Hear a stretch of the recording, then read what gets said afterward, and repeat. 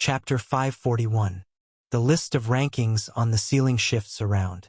Some of the numbers above the silver doors in the room shift too, matching the hunter's updated rankings for those already inside.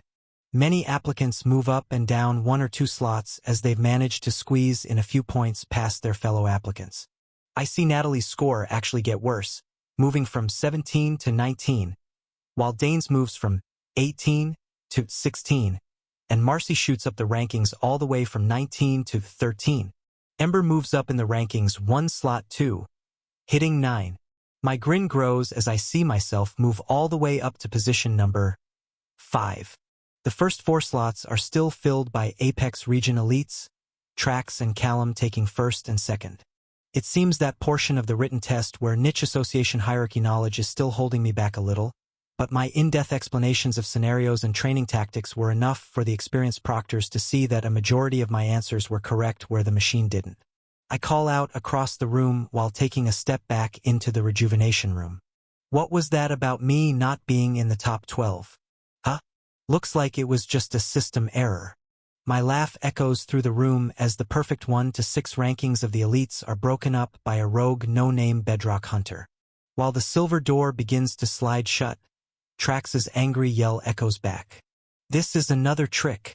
You've cheated again. I'll kill you in the next trial and prove you're nothing. You do not deserve to rank this high. Just wait. Wait until I get my hands on you without that A-class holding me back. I make a final glance of eye contact with him. Looking forward to it.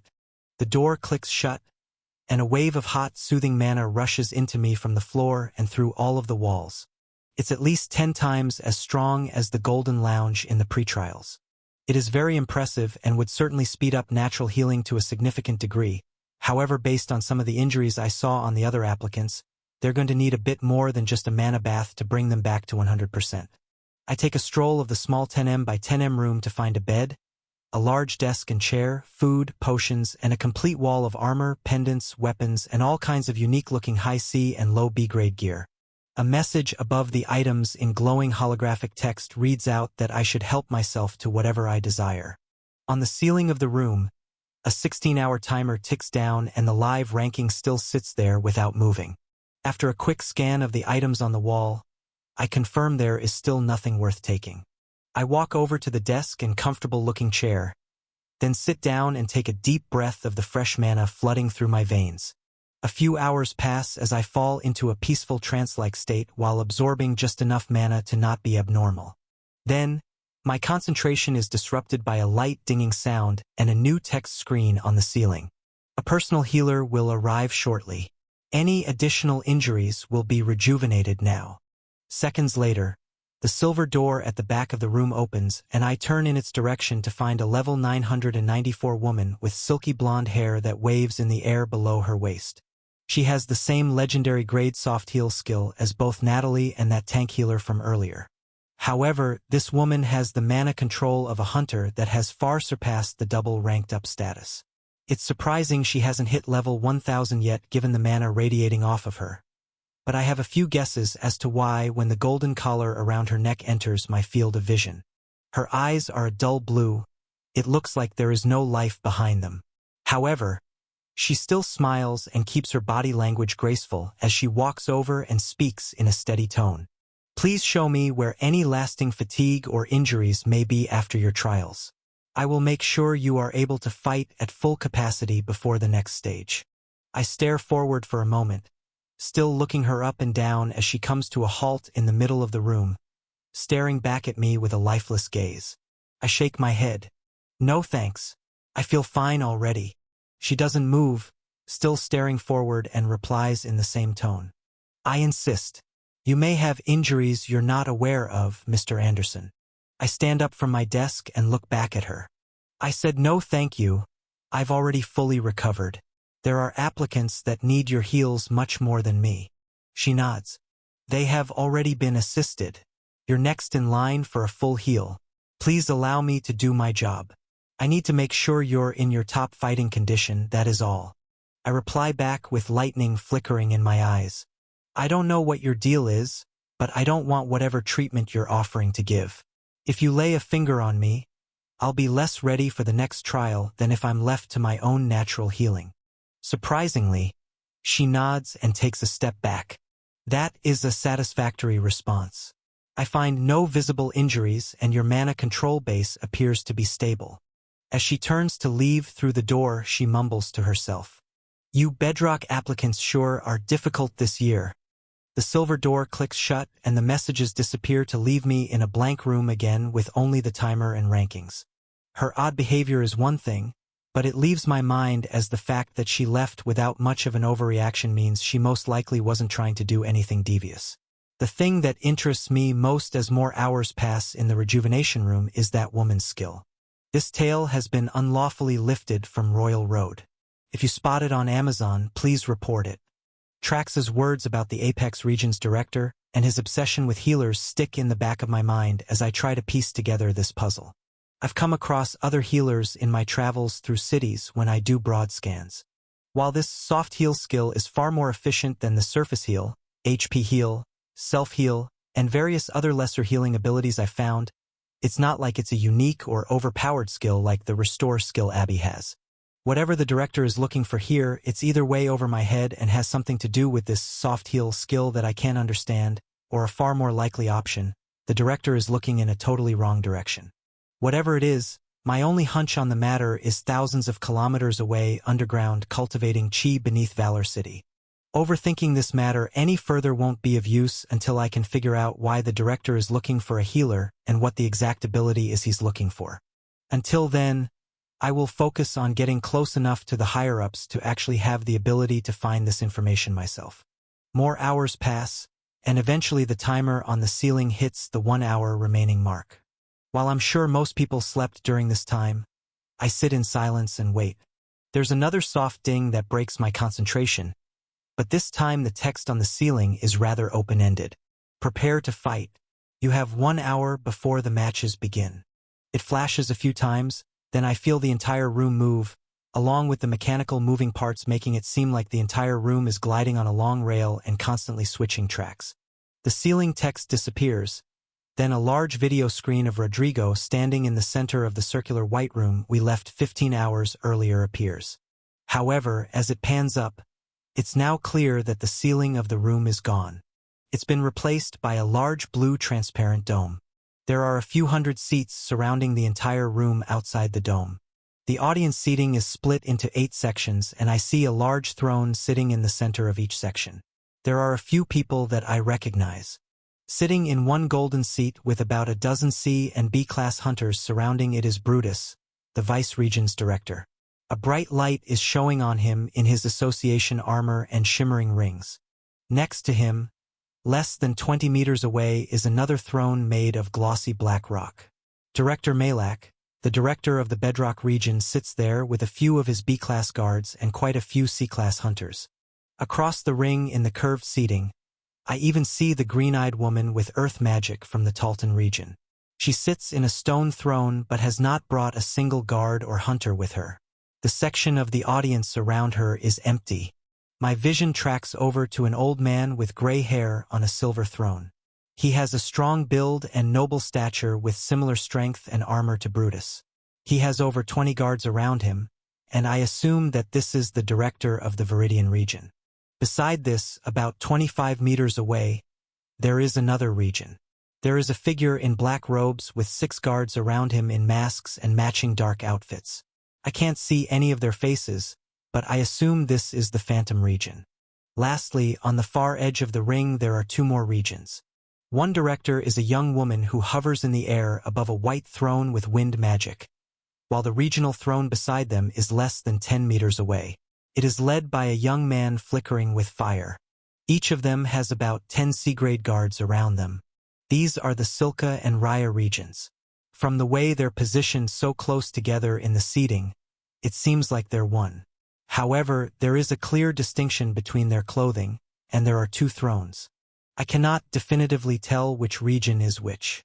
To my surprise, there is no throne for the Apex region visible either. The positioning of the camera pans back down to Rodrigo, who stands in the center of the room. Attention, applicants. The 4th stage of this year's B-class exams will begin shortly. He pauses, and the screen on the ceiling of my room splits in half to show the ranking again as he continues. We will be holding a tournament to display each individual hunter's strengths and weaknesses in a solo match environment.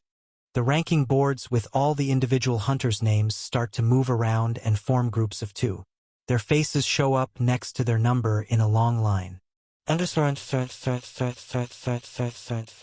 1, 66, 2, 65, 3, 64, 4, 63, 5, 62, 6, 61, 7, 60, 8, 59, 9, 58, 10, 57, 11, 56, 12, 55, 13, 54, 14, 53, 15, 52, 16, 51, 17, 50, 18, 49, 19, 48, 20, 47, 21, 46, 22, 45, 23, 44, 24, 43, 25, 42, 26, 41, 27, 40, 28, 39, 29, 38, 30, 37, 31, 36, 32, 35, 33, 34. It seems the lowest rated applicants are matched up with the highest. Only one line comes up from each pairing, and it leads to 2 new blank spaces where the line from another pairing meets. The winner of each match moves on, making the chart look like a pyramid. There is a single blank space left for the pairing of 2 at the top of the chart for a final event. This will allow for the highest-rated hunters to make it to the later rounds and won't have the most intense matchups first. This means it's already skewed in favor for the higher-ranked hunters to do well in the tournament. Middle-ranked hunters will be the only ones fighting fair matches, at the start at least. This works in my favor, so I don't mind much. My eyes scan the numbers as Rodrigo continues to speak and explain. You will be fighting in 2-minute rounds. The winner will be decided by death or verbal submission. He smirks and holds up a pendant. Of course, you will be given a protection item that ensures your safety. This is given to make sure no valuable association hunters are unnecessarily killed, but also to make sure you don't hold back and show us everything you've got. He points up to the circular seating that wraps around the mana-shielded fighting pit. If both parties are still standing after the 2 minutes are up, our 7 regional directors will vote on a winner.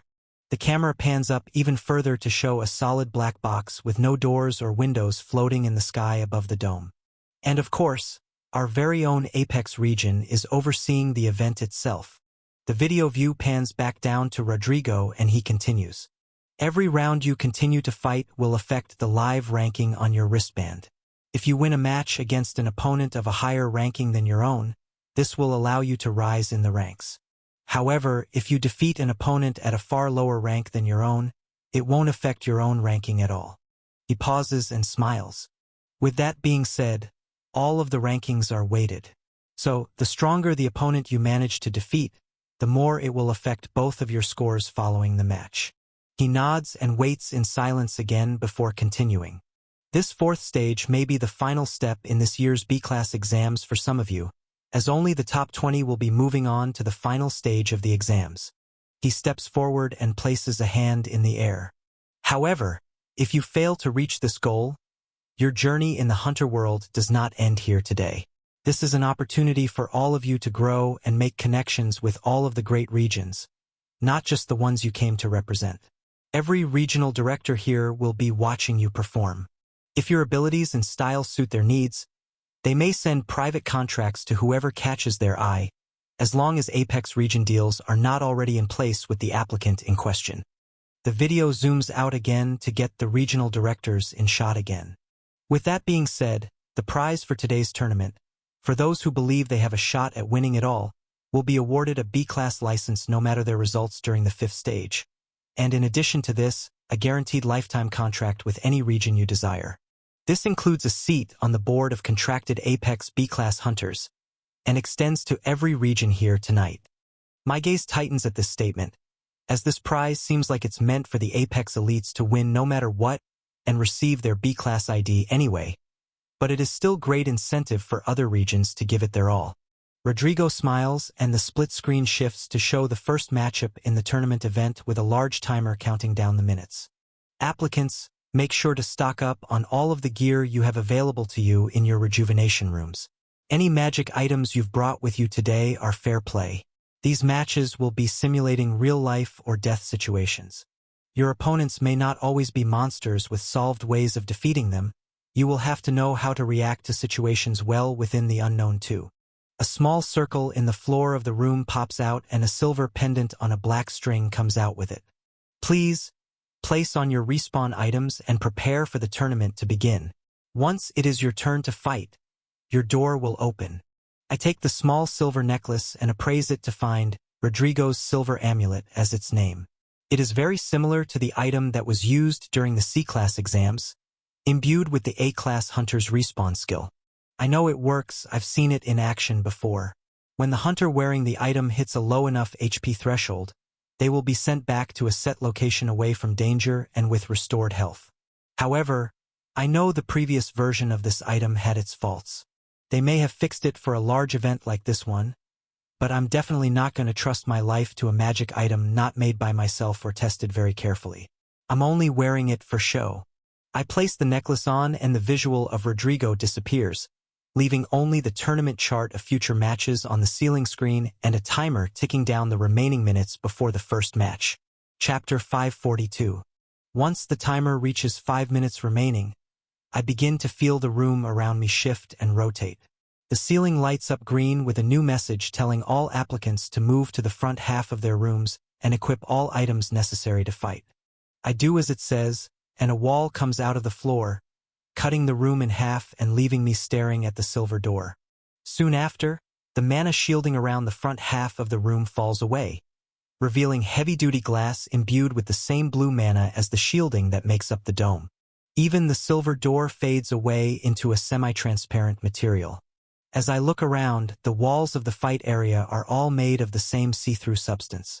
Behind every door, there is another applicant in an identical room, ready to fight. The timer counting down hits 0, and a new timer floats in the air, set at 2 minutes, while 2 doors of applicants open up. Once they both step out, the 2-minute timer begins. However, it is paused at 1 minute and 58 seconds, after a bright flash of lightning fills the arena. Rodrigo's voice fills the room. In the fight between Applicant 1 and Applicant 66, Trax, from the Apex region, has moved on to the next round. There are a few laughs that ring out from the audience above, but the next match starts almost immediately after, and the same result occurs. The clock is stopped mere seconds after it starts, following a massive blue flash of mana and a barrage of water jets.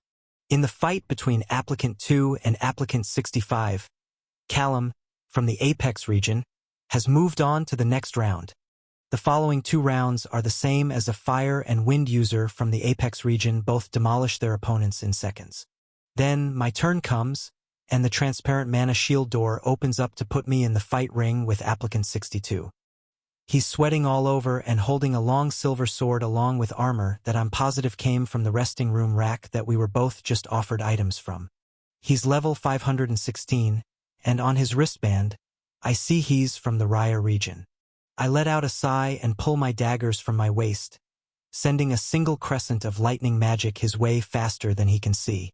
It collides with his midsection before he can even block it, and the timer above our heads stops as a flash of white light teleports him away. In the fight between Applicant 5 and Applicant 62, Ray, from the Bedrock region, has moved on to the next round. At this announcement, I feel many eyes from the audience above turn to look at me as I walk back to my transparent room.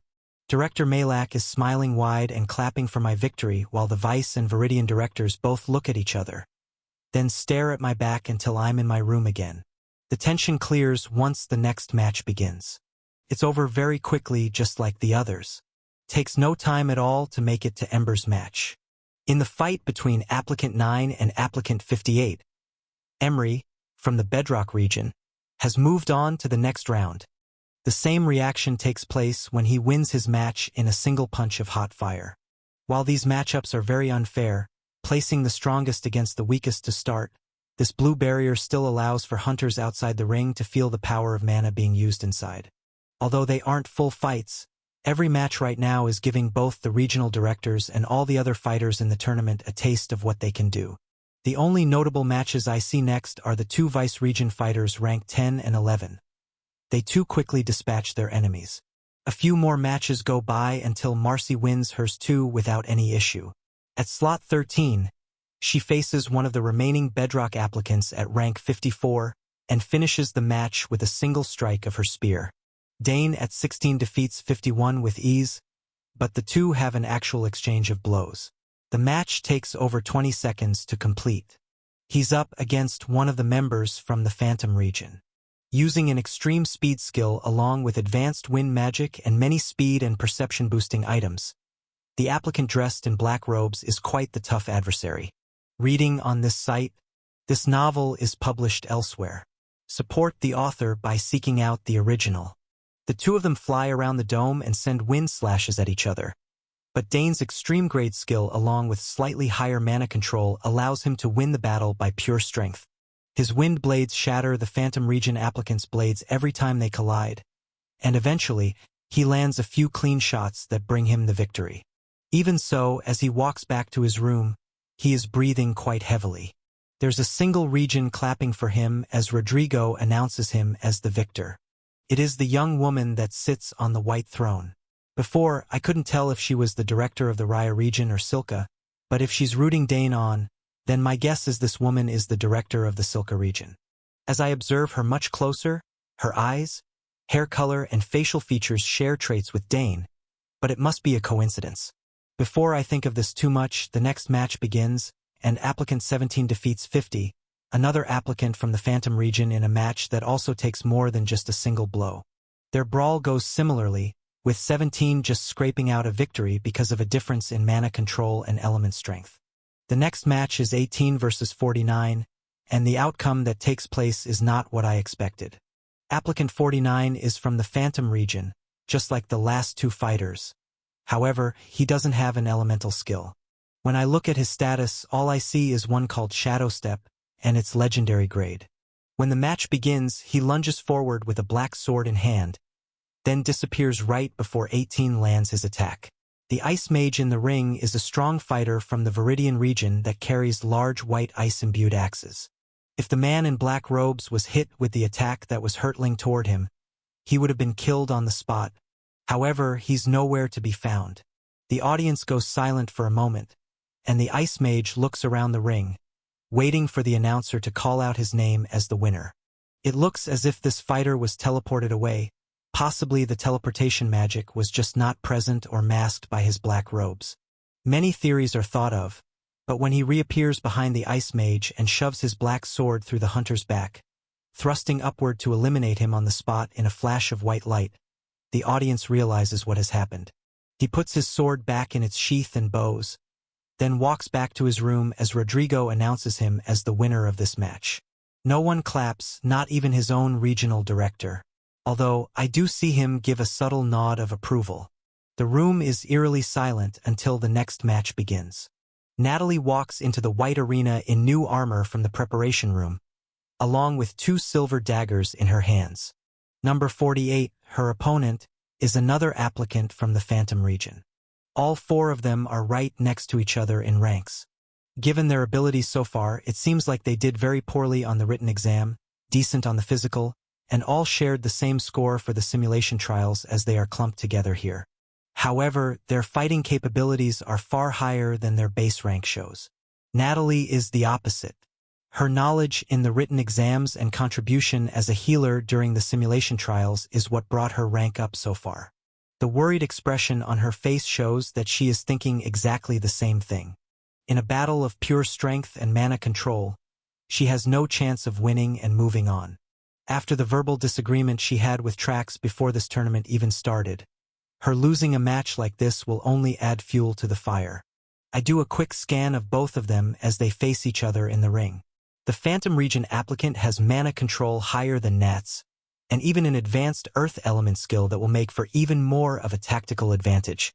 He uses an earth-imbued longsword, and all of his dark robes are imbued with speed and agility buffs just like the other applicants from this region. The match begins, and as he sprints forward, it's clear that Natalie is most likely going to lose this fight. There's a bright clash of mana and stone as they collide in the center of the ring, and the earth sword clashes with Nat's enchanted silver daggers. She manages to block the first incoming strike, but is blown flying backward by its force to slam back first into the side of the ring against a random transparent door about a dozen rooms away from me. She coughs up blood but gets to her feet in time to see the earth user ruthlessly coming in for another attack. My eyes wander around the ring, and I see all of the Apex elites watching the match with their arms crossed and smug looks on their faces.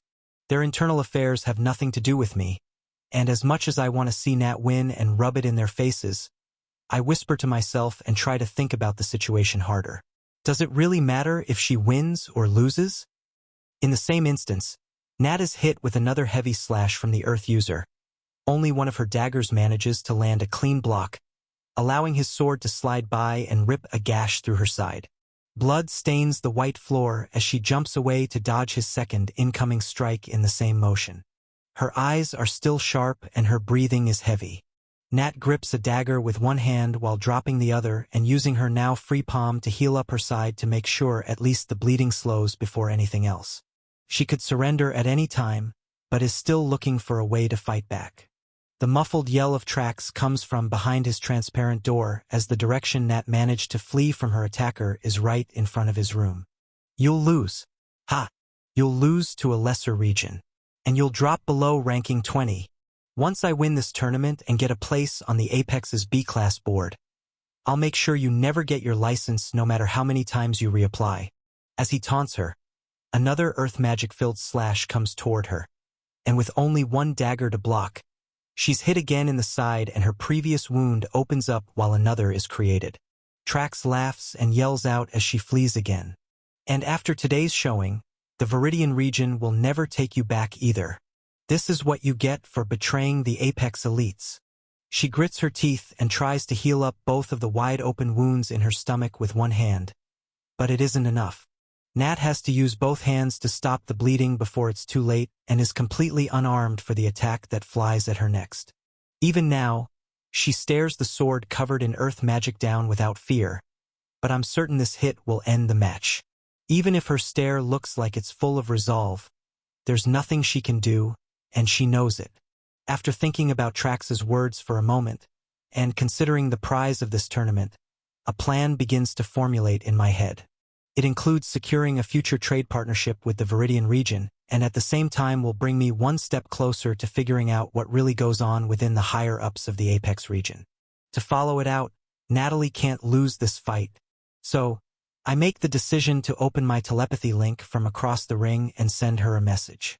Listen to me very carefully. If you want to win, you're going to have to do exactly what I say. Chapter 543. Nat's eyes widen once she hears a foreign voice in her head, but she takes in a gasp of air and I continue talking to her before too much time passes. I can grant you the power to win, but you're going to have to put your full trust in me. Focus. To win this battle, you must visualize me as your leader and recite these words.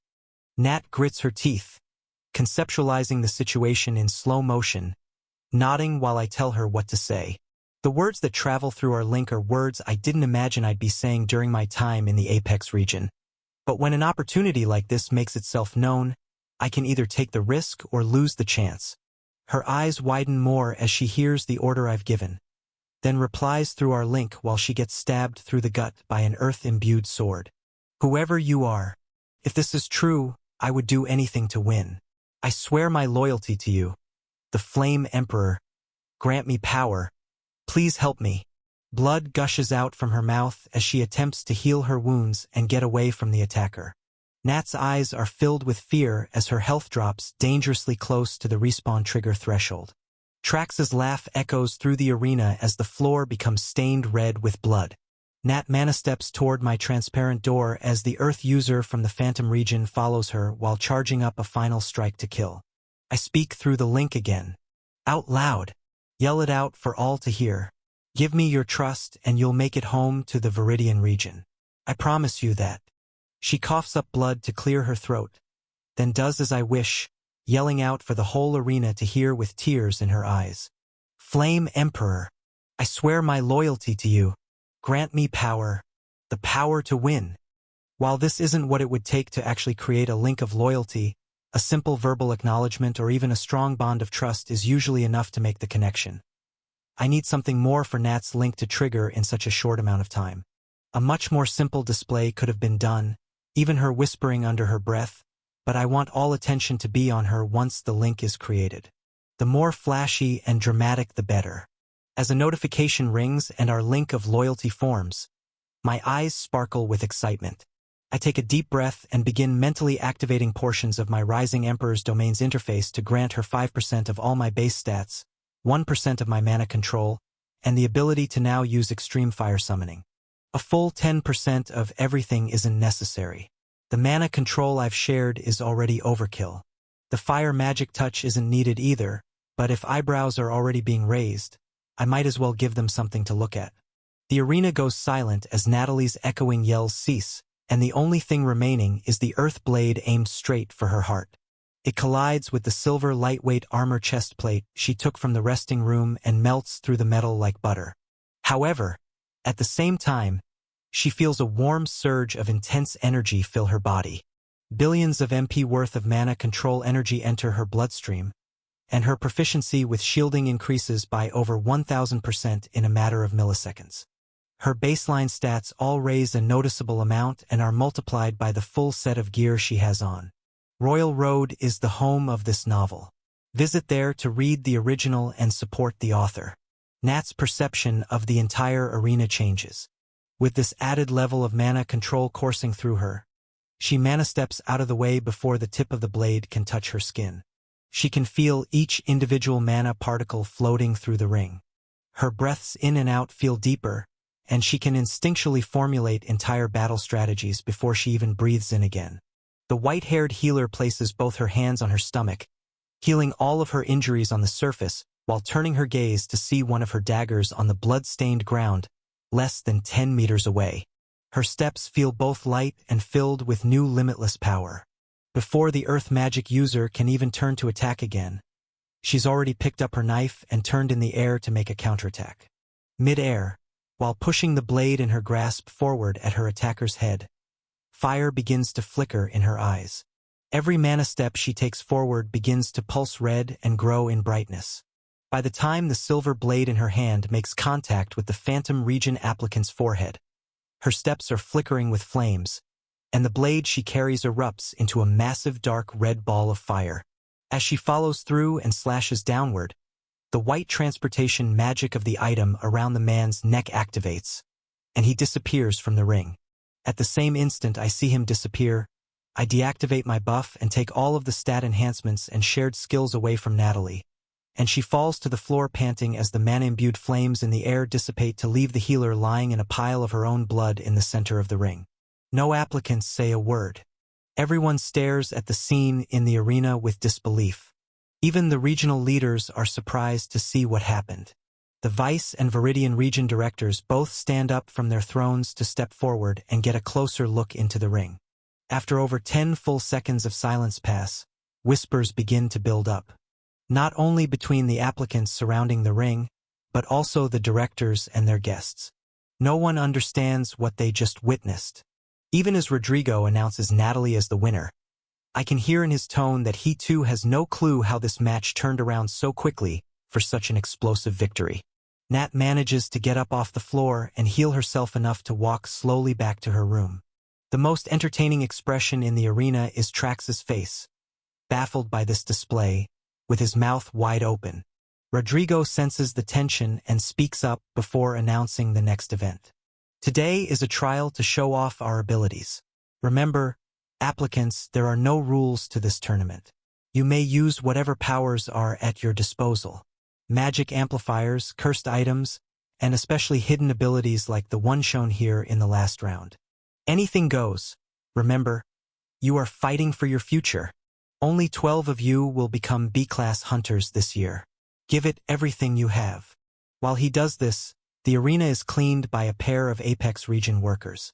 Chatter begins to spread between everyone, and I feel my telepathy link with Ember open next. Are you sure that was a good idea? I stare forward, watching the men wipe away Nat's blood, and reply. Helping her win, yes, that is a good idea. Having all 8 regions hear the name of the Flame Emperor in broad daylight, on the other hand. I let out a sigh, looking over to Nat's room, then up at the black box above this dome. Then continue my reply to Ember. Well, it's neither good nor bad yet. It's just what has been done. I was planning on making an expansion out of the Dark Continent sooner or later. Might as well get people accustomed to this name and power now. It's not like I'm showing my face, I'm just giving them a teaser. Those who are not truly strong will fear unknown and unpredictable outcomes. My plan is now set in motion. I cross my arms and grin while staring up at the Apex region black box in the sky, while the 7 regions below continue to discuss this round's events and make theories of everything they just witnessed.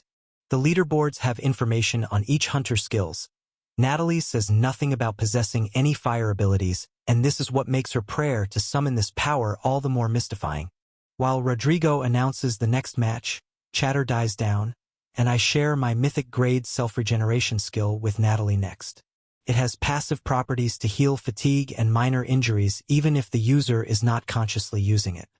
I don't say a word as she sat in the middle of her room staring down at her hands. After a few seconds, once I see the color come back in her face, I deactivate my buff and take the skill off of her status while opening another link. You did well. Her eyes open wide and I can tell she wants to look my way but doesn't. I reply before she does. You can ask me as many questions as you want once this is all over. I don't know your situation, and you surely do not know mine. However, I have a hunch becoming a B-class hunter will solve a lot of your problems. She still stares at the ground when she replies, yes, it would. Good. I get you a B-class license, and you show me around the Viridian region after the exam is over, and it goes without saying you will never speak a word of how you received this power. Understood. I see a smile come across her face as she stands to her feet and watches the next match start. Understood. Chapter 544. All of the matches in the first round finish before the hour is up. The rankings get closer to even as the matches go on, so many of the final battles are evenly matched and take up the entirety of the 2-minute timer. Once the 33 versus 34 match comes to an end with 33 winning in the last 10 seconds, the leaderboard screen shows up projected on the top of the blue mana dome. There are 33 applicants left, so the scoreboard shifts and creates a brand new matchup between the 2 lowest ranked fighters. Rodrigo announces a final match to finish round 1. This is between fighter 33, who just won, and the fighter ranked 32. There were 66 applicants at the start of this trial, meaning in the second round there are 33 left. If the event organizers were to just allow one applicant to move on without fighting because of the odd number of matches, round 3 would be filled with 17 fighters, making there an odd number continuously. The best way to make things fair is to have an extra elimination match this round. The match is close, but fighter 32 wins in the last 20 seconds of their long brawl. He walks back to his room, and the final matchups for the second round begin to shape up. All the fighters that defeated hunters at a higher rank than their own had their rank changed in real time. The most noticeable shift is that Phantom Region fighter who was in the high 40s last round but moved up to slot 27 in just a single victory. Those that lost to fighters with lower ranks than them fall in rating too. The next round's matchups move around to make some of the matches far more fair. It's not only low versus high this time around. It looks as if someone is pulling the strings to create exciting matchups for this event. Once the rounds start, this rank movement becomes far more apparent. One of the first matches in this event is Ember against an Apex region applicant ranked number 4. He puts on quite the fight, battling against an extreme wind magic user over level 680. Wind blades and fireballs fill the dome, but after a full minute of battling back and forth, Ember squeezes out a victory. His speed and power during this event reached peaks equivalent to the highest skill we showed off during the simulation trials. with mana control and speed peaking around that of a 750 to 800 hunter. The match finishes with Emery Carter being announced as the winner. The Apex Region's applicant falls down one slot in the ranking, hitting position 5, and in turn moving me up to the 4th slot without even taking part in the fight. Ember moves up 2 rankings for his victory, hitting the 7th slot while there are loud claps and cheers coming from the Bedrock region as he walks back into his room. Dane is matched up against a similarly strengthened opponent as he fought in the previous round, defeating fighter number 31 in under 15 seconds. Marcy also has an easy time taking out number 22 in her match, finishing the round in 4 solid blows without being struck even once. Natalie's picture matches up with a hunter ranked 28 from the Raya region. It seems like many of these matches are far more fair than the earlier round 1 matchups. As insurance during her fight, I still use my ranked up buff to share 5% of my base stats but lower the mana control I share down to 0.25%. It's more than enough for her to have the advantage during the fight.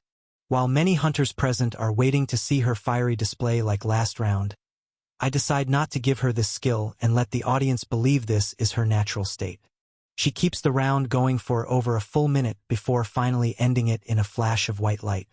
I can see the regional directors watching with much more interest, but they seem disappointed when her massive burst of power like last time isn't shown. I smile inwardly, whispering to myself, knowing they'll get what they're looking for soon. Patience. A few rounds after this, I have my own battle against the 3rd-ranked fighter from the Apex region. He's an ice mage that uses 2 longswords to fight. His armor is all specially ice-imbued and crafted by a specialist. Once we enter the ring, he wastes no time before running forward and freezing the entire floor of the arena in an icy covering. I jump in the air, filling my feet with lightning, and dodge his attacks for over 30 seconds while letting him get more and more comfortable getting closer to me. This fighter is very strong, with strength, power, and mana control rivaling that of a level 800 to 850 monster. Given the speed and power I've shown in all of the previous trials and stages of this exam, I really shouldn't be able to beat him. Unauthorized use. This story is on Amazon without permission from the author. Report any sightings. Using lightning in my footsteps and boosting my mana control just slightly, I managed to become agile enough to dodge all of his slower-moving long-range attacks without showing off mana control or abilities too far out of reason. My long-range attacks are all dispelled by sheets of ice every time I send them out, but I find that every time he gets close enough to me to try and send fatal blows my way, he leaves a weak spot open near the back of his left knee. When following through with his swings, he also leaves a small opening in his armor near his right shoulder too. After a few exchanges, I decide to act on this weakness. While I could fake the activation of my ranked up buff, I want to save that for a future round. As my dagger slashes through his knee and shoulder, I let surges of electricity rattle through his body, narrowly missing his right ice sword swing by less than 3 millimeters from my neck. I laugh while lightning stepping up to the top of the dome and dodging his counterattacks. They're even slower than before, and once we exchange more near misses and he goes in for another fatal strike, I'm able to pinpoint his weakness even easier. There's another yell as his insides are cooked and his respawn item is triggered, leaving me in an icy ring with Rodrigo yelling my name out as the victor. I slowly walk back to my room while my ranking moves up to 3, and the Bedrock region's cheers echo through the room. There is only one more notable fight that I witness before this second round is over. It's the man from the Phantom region that has that very odd skill called Shadow Step. He's faced up against the rank 10 applicant from the Vice region. The water wielder has an enchanted blade that I created for him, one of the strongest artifacts in this entire tournament. I'm very surprised when I see the man in black robes disappear from everyone's eyes the moment the water swordsman swings his blade. The same exact scenario plays out as the last match with this Phantom region applicant in it. He reappears right behind him, stabbing him in the back with his blade and thrusting upward to finish the match in just a few seconds. The director from the Phantom region gives him another nod of approval as his ranking moves up to the 20th slot. The man from the Vice region falls to 13th place, and from this movement, Marcy automatically gets pushed up in the rankings to 12th. Rodrigo announces the winner, then shows the matchups for the next round of this event with only 16 applicants remaining. There are 4 notable matchups this round. Dane faces the healer tank from the Vice region. Their skill levels are nowhere near equal. While Dane is capable of maneuvering away from the tank's attacks, the large man pulls out a hammer with multiple high-level enchantments that easily dispel every wind attack Dane throws in. The Wind Mage plays on the defensive for a majority of the match. I consider giving him a boost in power just like Natalie, but hold off. Dane is ranked 15.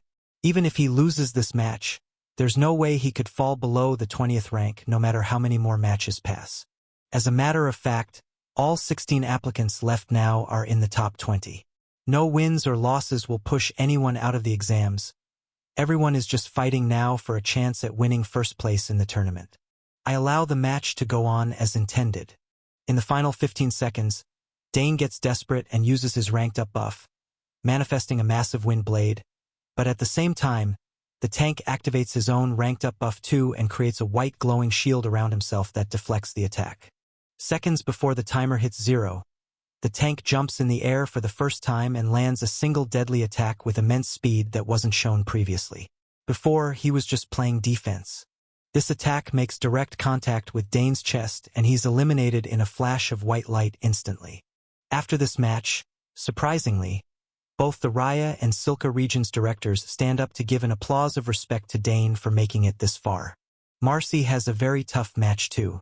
She faces the water wielder from the Vice region for whom I made the water armor. Its design is very similar to the set of armor she wears. Their defenses are equal, but the armored fighter from the Vice region doesn't have a weapon as powerful as Marcy's spear. She slowly tears away at the fighter's HP with very strategic blows. It takes over 45 hits, and she too is hit a few times by his counters but almost 5 times less. The battle finishes with a flash of white light, and Marcy is declared the winner. She moves up to rank 11 after this victory. After Ember's tough matchup in the last round, he's given a far easier opponent this time, a random Viridian region applicant ranked 16th. He doesn't hesitate to take him out in a series of blows, finishing the match in under 5 seconds. Nat gets an opponent of similar strength. One of the Vice region applicants made it to 17th place. However, this is the strongest opponent she's faced all night. Just like the previous match, all eyes are on her. To prepare, as she walks into the ring, I match the power I shared with her in her first match, and even give her fire summoning, but give her instructions to follow out. As the 2 applicants are left in the ring, they slowly walk toward each other. I can see the fear on the Vice region applicant's face as he walks forward. Then, Nat looks to the sky and whispers under her breath. The moment she looks back down at her opponent and the timer of the match begins. Fire starts to flicker in her eyes and gasps fill the arena again as everyone witnesses the flames creep down her arms and into her daggers. Nat's mana control increases at a rapid rate, and her aura spreads throughout the ring, sending a wave of warning through her opponent. Less than a second later, a yell comes from the applicant across the ring. I give up. I surrender. I'm not risking my life against a possessed fighter. I don't want anything to do with this Flame Emperor. He kneels on the ground and puts his hands in the air. I'm already into the next round. There's no point in fighting a demon like this. Nat smirks and her flames disappear as the man is automatically teleported away from admission of defeat. While Natalie walks back to her room, there are many mixed reactions from the hunters and even regional directors. Some are still mesmerized by this power, while others are angry and are starting to think it's all just a trick. These seeds of doubt are most likely coming from the angry yells pouring out of the number 1 rated room with tracks in it from across the ring. She's a fraud. Don't fall for her illusions. So what if she won in the first round? That guy was ranked in the 40s, of course she'd beat him. That last round too, you saw she took almost the whole 2 minutes to win. She didn't even use this so-called Flame Emperor's power. You're giving in to her tricks. She's fooling you all. These words are echoed and repeated throughout the ring. Even people in the audience begin to discuss if what they saw in that first round was real or not. Once she's back in her room, Rodrigo's voice rings out. Well, it seems we have some rumors going around about our applicants. He turns down to the lightning user that said these statements. That's enough. Let the fights speak for themselves. We will all know soon enough if these powers are real or just an illusion, as you say. There are 3 matches already made for the next round. Natalie is already set to go against one of the remaining Apex region fighters that was on the team of 6 in the simulation trials. Ember is set to fight the second-ranked fighter, Callum. Marcy is facing the healer tank that eliminated Dane this round. Then lastly, Trax's name is all alone, waiting for the winner of this round's final match to move up on the chart to face him. The final matchup is 3 versus 20. Me and the disappearing man from the Phantom region are up next. The door to my room opens and I walk out into the empty ring, taking out my lightning-filled daggers and pointing them straight ahead at the man in black robes that has won every matchup until now in a single strike. Whoever wins this matchup will be facing the number 1 ranked Apex Elite in the next round. Chapter 545. The match starts, and I point my lightning daggers forward and wait for any sign of the applicant from the Phantom region to activate their skill. Every time this man disappeared in the previous matches, it was right after his opponent attacked. I can feel his mana control, and it's nearing that of a level 700. I witnessed him defeat an opponent from the Vice region stronger than himself in seconds. I'm confident whatever skill he's using will have no effect on me. However, I do want to know how it works. We both stand in silence, eyeing each other down for a full 5 seconds. I even do an appraisal on his black sword, but it's nothing more than a 120% strength and 110% speed enchantment. He stares forward at me from behind his black mask. All I can see are his dark eyes waiting for me to make a move. I whisper under my breath, "All right, I'll humor you. Let me see that skill of yours." I run forward to mimic the other attacks I saw him defend earlier, and just before my dagger hits him, the same phenomenon occurs.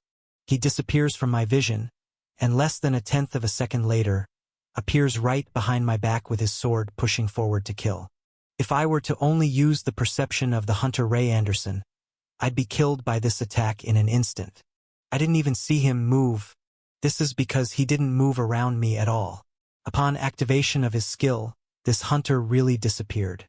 He teleported from in front of me to right behind me, mere millimeters away from my heels. While I could turn around and block this attack on the spot with the milliseconds I have left, there's a more believable move to make. I power up my lightning magic and sprint forward using speed nearing that of a level 800 to 850 hunter. My body crackles with lightning, and in my split-second decision, the hunter's black blade slices through the illusion of the cloak that I'm wearing.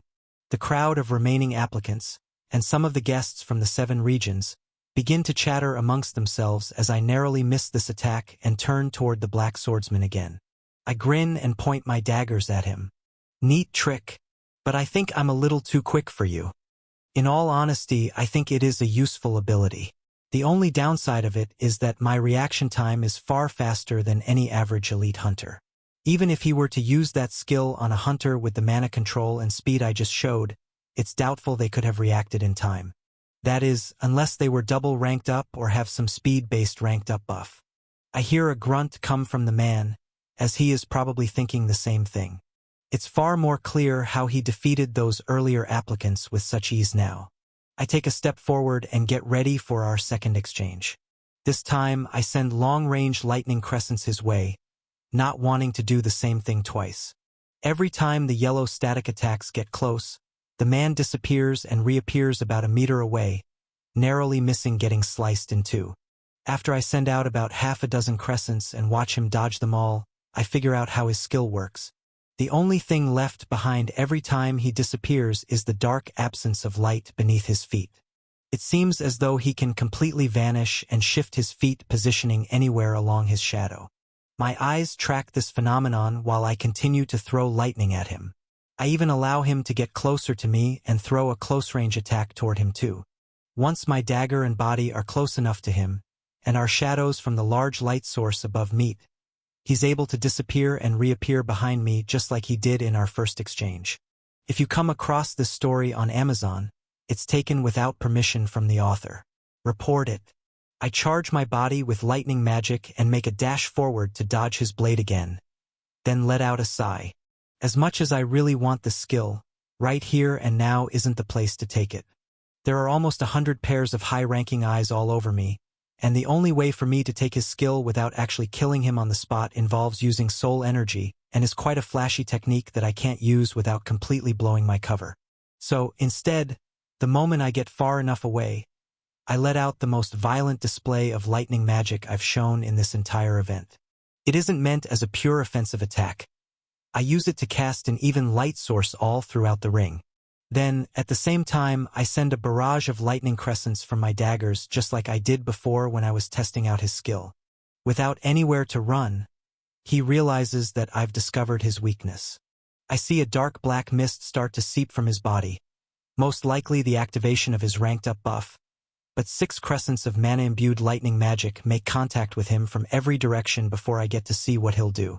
A bright flash of white transportation magic fills the ring, and I let my yellow static energy die down to stop the blinding light display. The Phantom Region applicant is defeated, but he's in the top 20 ranking, so I'll most likely get a chance to face this man again in the 5th stage of the exams.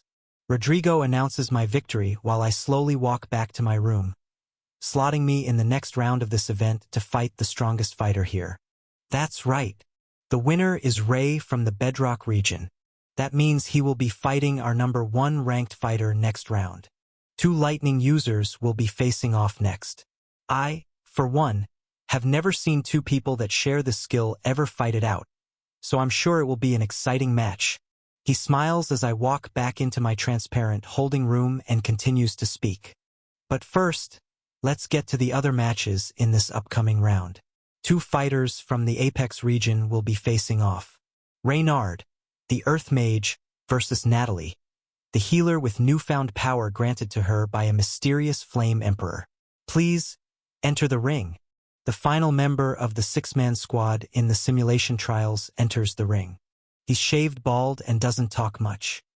He wears armor that looks like it's made of stone and carries a long sword on his back that is almost as long as he is tall. I can feel immense strength and mana control coming off of him, similar to the Ice Mage ranked number 3 that I fought a few rounds back.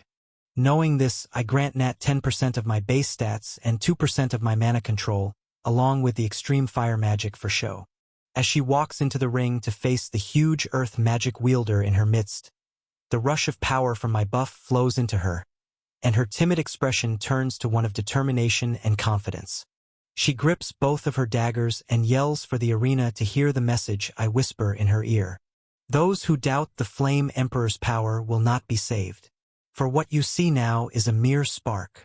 The doors close and the timer starts. Nat's eyes burst with flames, and the red-hot fire gets darker and darker as it travels through her arms and legs. The only color left in her figure comes from the shiny silver in her daggers and her bright white hair flowing beneath the flames. The Earth Swordsman lets out a deep laugh and lifts his blade, forming mana-dense stone all around it while dozens of sharp spears form around his shoulders and over his head. He swings it downward before Nat even gets within 10 meters of him, and a barrage of earth blades come rushing forward at the healer. Her flames grow, and her perception of the arena has improved even more drastically than her last matches. With close to 10 billion worth of mana control experience coursing through her system, fire-stepping through the shards of moving earth is nothing but a graceful movement, as easy as walking in a straight line. Her daggers imbued with fire collide with stone as she twists and weaves through the flying maze of mana-charged rock shards. Mana explosions fill the entire blue dome with plumes of fire and shards of rock. Then, there's a collision in the center of the arena that is shielded from everyone's vision. So much debris flies through the air that it's impossible to see who just killed whom. Gasps come out of the applicants, and over half of the directors get up from their seats to move closer to the dome to get a better look. The Vice, Viridian, Silka, Raya, and Bedrock Region's leaders all are interested in seeing what happened in the results of this match. Their eyes widen even more when the only person left in the ring, once the clouds of mana and fire clear, is Natalie, sitting on a pile of rock, twirling her daggers. I smile and deactivate my buffs while the arena erupts into discussion about her words before the fight. After a display like that, it's certain the Flame Emperor's power is real. I could feel her mana control rise when she spoke his name. This emperor. They can grant much more than just fire. However, there are some skeptics. Don't you think it's odd? The only strong fighter she defeated was from the Apex region too. This could all be a ploy. Yeah, you heard what this year's #1 said. It's illusions. They're both in on it. Nat walks back to her room while even more questions arise. But Rodrigo calms down the room with a wave of his hands. That's enough. Return to your seats. Get ready for our next fighters to face off. The winner of this next match between Emery from the Bedrock region and Callum from the Apex region will decide who faces Natalie, follower of the Flame Emperor, in the semifinals. Rodrigo grins as he slips in a nickname to continue stirring the emotions of the crowd. He looks like he's enjoying himself because if anyone would know if there were tricks at play, it would be him. I have a hunch the reason he is playing along with my games is because he knows exactly who is causing this havoc. I cross my arms and look forward to another exciting match as Ember walks into the ring to face the second-ranked applicant, a water mage from the Apex region. This element is fire's direct weakness, so I'm curious what kind of show he'll put on to make this a convincing fight. Chapter 546. The fight between Ember and Callum starts off very standard. Both of them taunt each other at the start, activating their fire and water magic and circling the ring a few times. Both opponents have seen the other fight in this tournament multiple times already and know the strength levels are higher than any other competitors they've faced so far. Callum takes out a massive spiked mace imbued with water magic, coating his whole body in a thick mana-imbued layer of blue fast-flowing shielding. Ember stands with his fists flickering with dark flames, and behind his eyes, I see him strategizing how he'll make this a believable show for the people watching. I send him a wave of telepathy, then cross my arms and get ready for the greatest fight of the day to begin. I need you to win this one, but don't make it seem easy. Everyone needs to know he's the best of the best. Let the man shine and show off. If he's anything like Trax, he's gonna have a ranked-up buff reaching level similar to a double ranked-up hunter. It's time for you to use that fake ranked-up buff of yours too. Show this crowd Emery Carter's Infinite Inferno.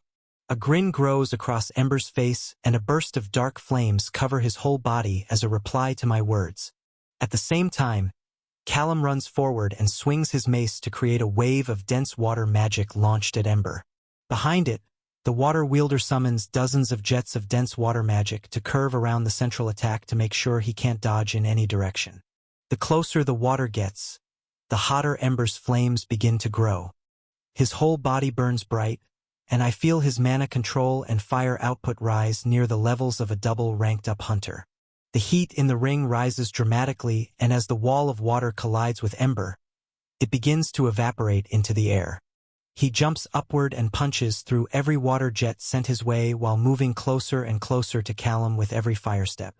Instead of being surprised or thrown off by this display, Callum jumps upward to meet Ember in the air and activates his ranked-up buff as well. The density of water magic around his body grows to over 3 times what it was moments ago, and it compacts into a secure liquid layer of armor around every centimeter of his body, including the spiked mace he holds in his grasp. Loud hums of intense mana vibrate throughout the dome, drowning out the audience's gasps and looks of awe as the most intense powers of today's fights are being displayed before them. Ember's fist collides with the water-infused mace, and the twang of mana ripples through the air, followed by the eruption of hot steam filling the blue dome. A series of cracks and vibrations resound from the dome at multiple beats per second as flashes of blue and red light zip around the ring. Ember's fists collide with the reinforced mace, and the two of them let out auras that increase in intensity as the battle goes on. While all logic pushes toward the immense amounts of water putting out the raging flames in the ring, the temperature only rises. Ember incrementally increases his mana control to match the water user's intensity, and everyone's eyes are glued to the epic battle that rages on. At a certain point, reaching the mana control of level 1100 hunters, surpassing the power I even saw Trax reach earlier today, Callum hits a plateau. Ember pushes his mana control just 10% higher, and stops there, slowly breaking the water user down, slipping in hits every few exchanges. Over a minute and a half passes on the battle clock above the dome before the exchanges slow and the mist begins to clear. This story is posted elsewhere by the author. Help them out by reading the authentic version. While Callum's expression is stern, and he keeps blocking like his life depends on it, the water user's mana stores can't keep up with Ember's near-endless supply. Both of them are going all out, but Ember's level is nearly 4x Callum's, and his ability to absorb mana from the atmosphere naturally surpasses the water user by a serious degree. The battle ends as Callum's ranked-up buff forcefully deactivates as his mana stores get too low.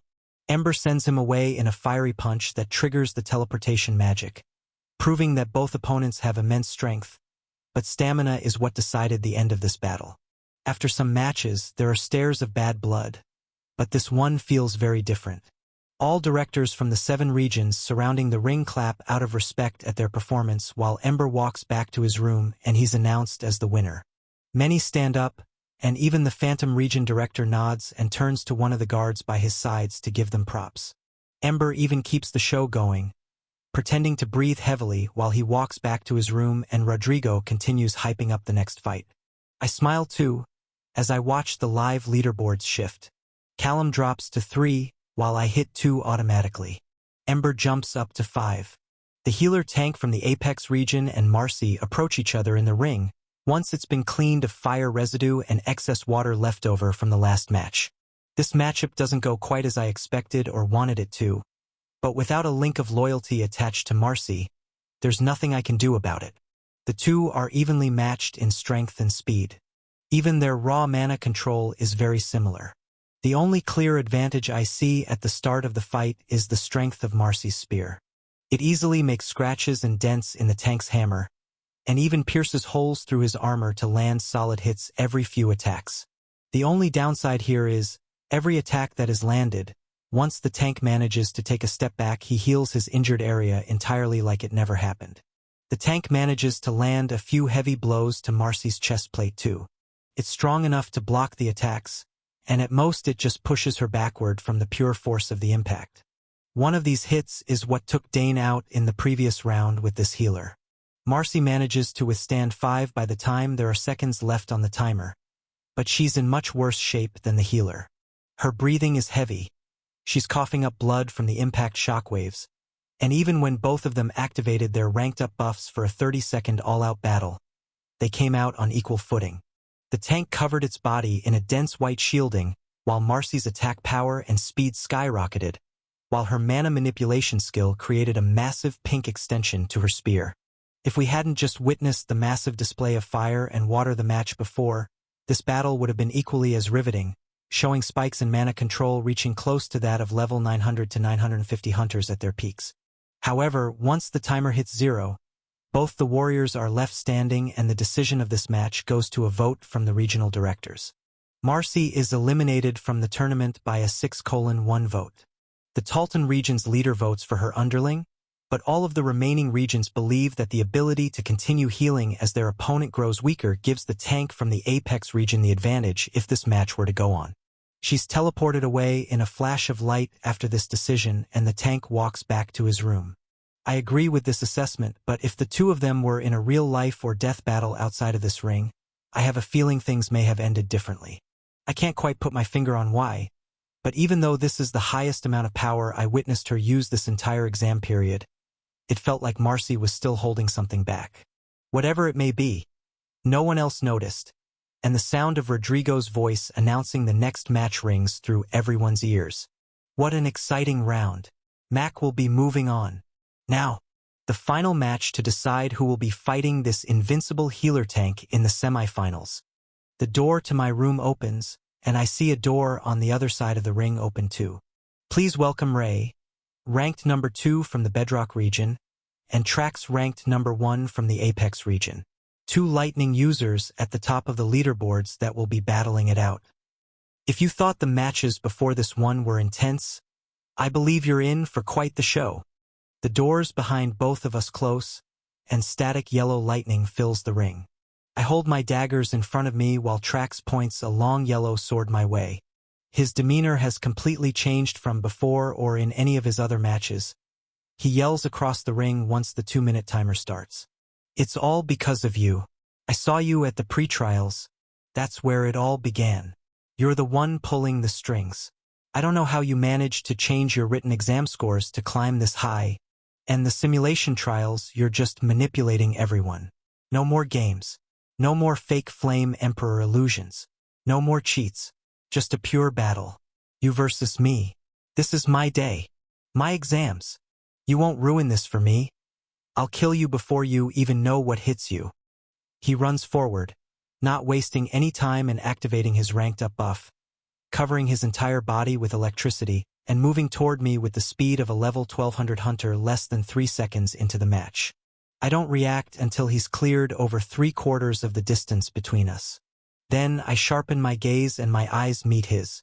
I let over 4 times the mana control surge out from my body and copy his ranked-up buff, surrounding myself in a veil of yellow lightning and lunge forward to match his speed. Chapter 547. My yellow blades clash against his glowing sword of static energy, arcs of electricity filling the blue dome and shifting the color to an eerie light green visible to the audience. Instead of being surprised like the last time he saw me move at this speed, his expression shifts to a wide smile, with a battle-crazed look in his eyes. The clang of our blades echoes throughout the ring as we bounce off each other and zip through the air, colliding over 10 times a second as more and more static electricity fills the ring. So you really are strong. This proves it. Even a backwater region applicant from the Bedrock Mines can become A-rank worthy if they have a lightning skill. His sword thrusts grow stronger and angrier with every exchange. Seconds go by and I don't respond. While he is leagues below me in strength, and this is nothing more than a spar or an act to me, when dealing with power that reaches above a double-ranked-up hunter, it never hurts to be cautious. I continue blocking his attacks and matching his exact speed. Then he yells out again. It's odd. I could have sworn we got rid of you back in the catastrophe, and there was word that the only lightning user in the Vice region happened to die during the C-class exams. There wasn't supposed to be any others.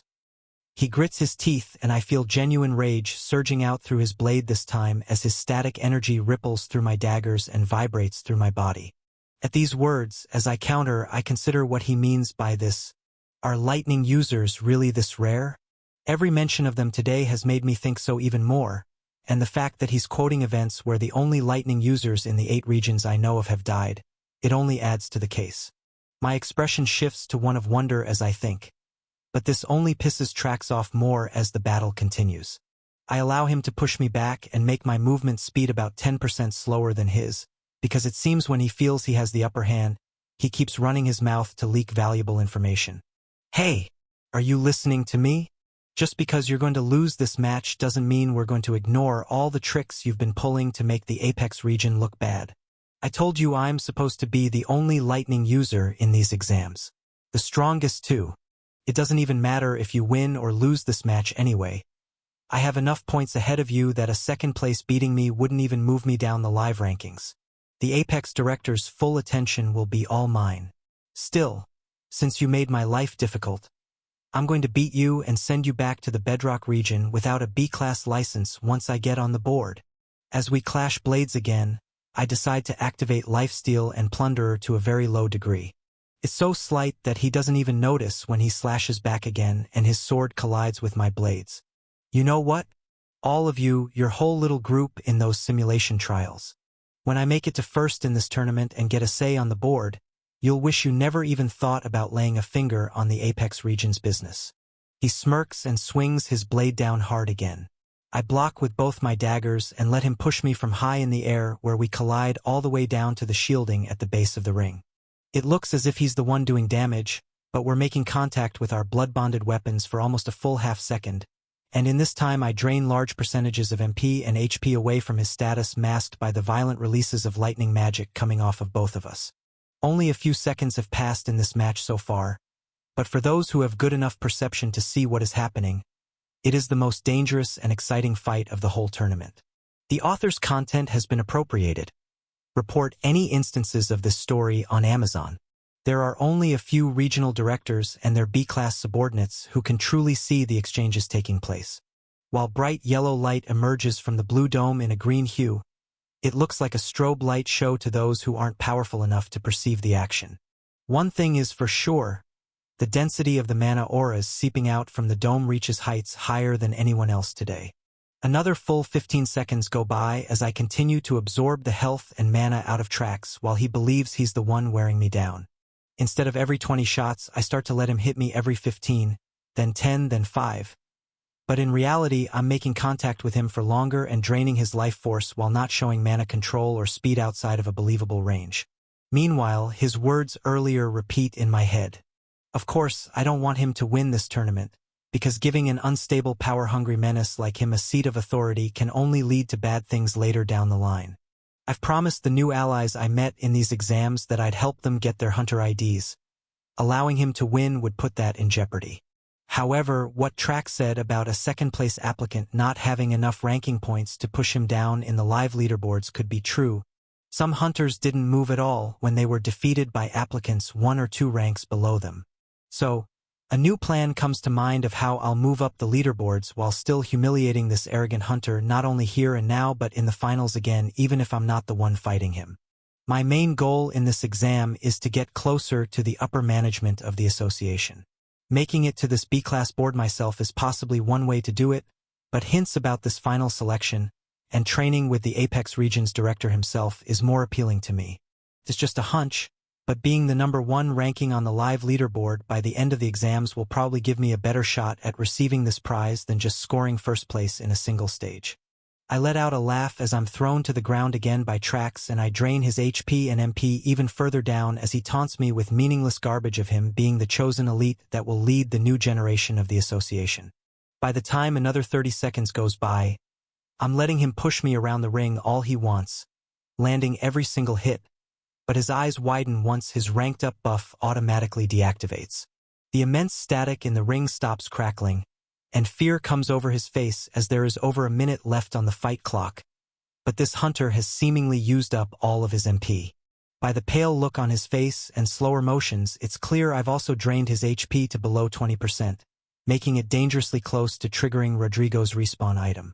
I deactivate my buff as well, but in a more graceful and controlled manner to make sure he knows I'm doing it on purpose, then point my blades forward.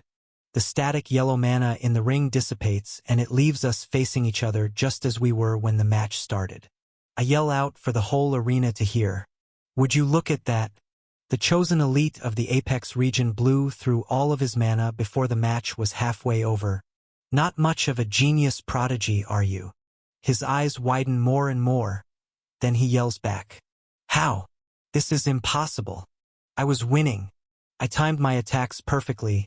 I shouldn't have run out for another full 2 minutes. This isn't happening. He reaches into a small pouch tucked into the back of his chest plate and pulls out a pink potion. But I activate my fake ranked-up buff again and throw a lightning blade its way, shattering the MP potion in midair. Some of it absorbs into his skin, but it's a few hundred MP at most. He tries to pull out another, but this time I crush the bottle with even more efficiency and not a drop of the liquid manages to be absorbed. Trax yells out as I walk closer. No, this isn't how it ends. My legacy won't be tainted. I'm the strongest lightning mage in the world. I'll win this match. I'll do whatever it takes. He stares back at me with an angry gaze still filled with resolve. I'm unsure why, but it doesn't matter. To guarantee moving up the leaderboards to reach the first slot, I need someone of a much lower ranking than me to defeat him. In the next few seconds, once Trax and the whole crowd realize there is no way for him to win, I'll announce that I surrender this match and allow another member of this tournament to finish him off for good in the finals. I speak up, pointing my daggers forward and crackling head to toe in my fake ranked-up buff. Any last words? He glares at me and shakes his head. With the few hundred MP absorbed from the broken mana potion, Trax activates his ranked-up buff again and reaches into his item box a third time. I catch his movements and throw a blade of lightning toward the MP potion. He takes out again just before it reaches his lips and it shatters while being destroyed by the waves of static that rush through it. However, there is a small red gem in the palm of his hand that I didn't sense him pull out from the item box. Even now, as he pushes the shiny ruby-like stone into his mouth, I don't perceive any energy coming off of it. To all of my enhanced perception skills, it just looks like an ordinary red rock. He swallows it, Then I hear a wave of telepathy come from Ember watching from the sidelines. Surrender right now. If you attempt to fight him in the form he's about to take, our cover is blown. Chapter 548. The instant the red gem is swallowed by my opponent, his eyes begin to glow the same crimson shade. Next, the static yellow energy that surrounds his body shifts to the same shade of red. It looks extremely disturbing, and even intimidating, but the odd thing is that I can't sense any extra mana coming off of it. However, with Ember's warning fresh in my ear, now isn't the time to question whether it's dangerous or not to continue fighting him. I jump back and avoid the red arcs of electricity that start to grow and pulse out of tracks. A devious grin comes across his face, and when his mouth opens up, all that can be heard is a mind-bending shriek. It doesn't even sound human. His body still holds the same form, but the red light coursing through it makes his skin ripple and vibrate. I yell out while putting my hands in the air, continuing with my original plan while listening to Ember's warning. That's it. I surrender. Match over. Get me out of here. I'm cut off by an extremely large red thunderbolt that travels up Trax's blade and comes shooting toward me with the speed of a level 1400 hunter. With enough time to see it, I decide to spin out of the way, narrowly avoiding the attack, but the outer bits of the crimson charge nearly hits my left side.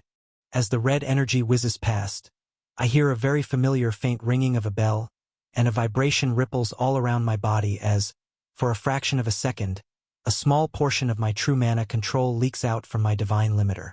My heart skips a beat at this realization. However, it's unlikely anyone noticed it, considering the main attraction right now is the massive red lightning bolt that narrowly missed me is now piercing through the blue dome at the top of the ring. I still can't sense a drop of mana within his attack, but it's tearing through the blue barrier around us like butter and surging up high into the air. Another bolt flies out from his blade at the same speed, hitting the velocity of a 1500 or even 1600 hunter now. His attacks are getting even faster. I begin to look back and forth for a way to dodge again that seems to be within the realm of possibilities for the level 600 hunter Ray Anderson, but all feasible escape routes from this close-range blast do not seem likely without releasing a noticeable portion of my full power. Right as I'm about to cause another scene and release enough mana control to dodge this attack, I feel the sensation of two sharp golden eyes staring down on me from above. I stop what I'm doing as the bottom of the black box with the Apex Region's members inside of it opens up and two beings float out. The bottom of the box shuts fractions of a second later, and the overwhelming aura that was watching me vanishes. The golden eyes disappear from my senses. However, there is still a massive red lightning bolt surging my way. The two figures that float down from the box above catch my attention, and their levels read LV 2759 and LV 2840. They're both well-built middle-aged men, and stare down into the ring with bored and motionless expressions. The lower-leveled one wields wind magic along with countless blood-bonded A-class items, while the higher-level one is a fire user with many enchanted pieces of gear too, rivaling some of the 500 to 600% enchantments of my own unique items. Their necks are covered in golden soul energy, and in the blink of an eye, two massive golden orbs are formed around both myself and Trax by each of the men who emerged from the black box.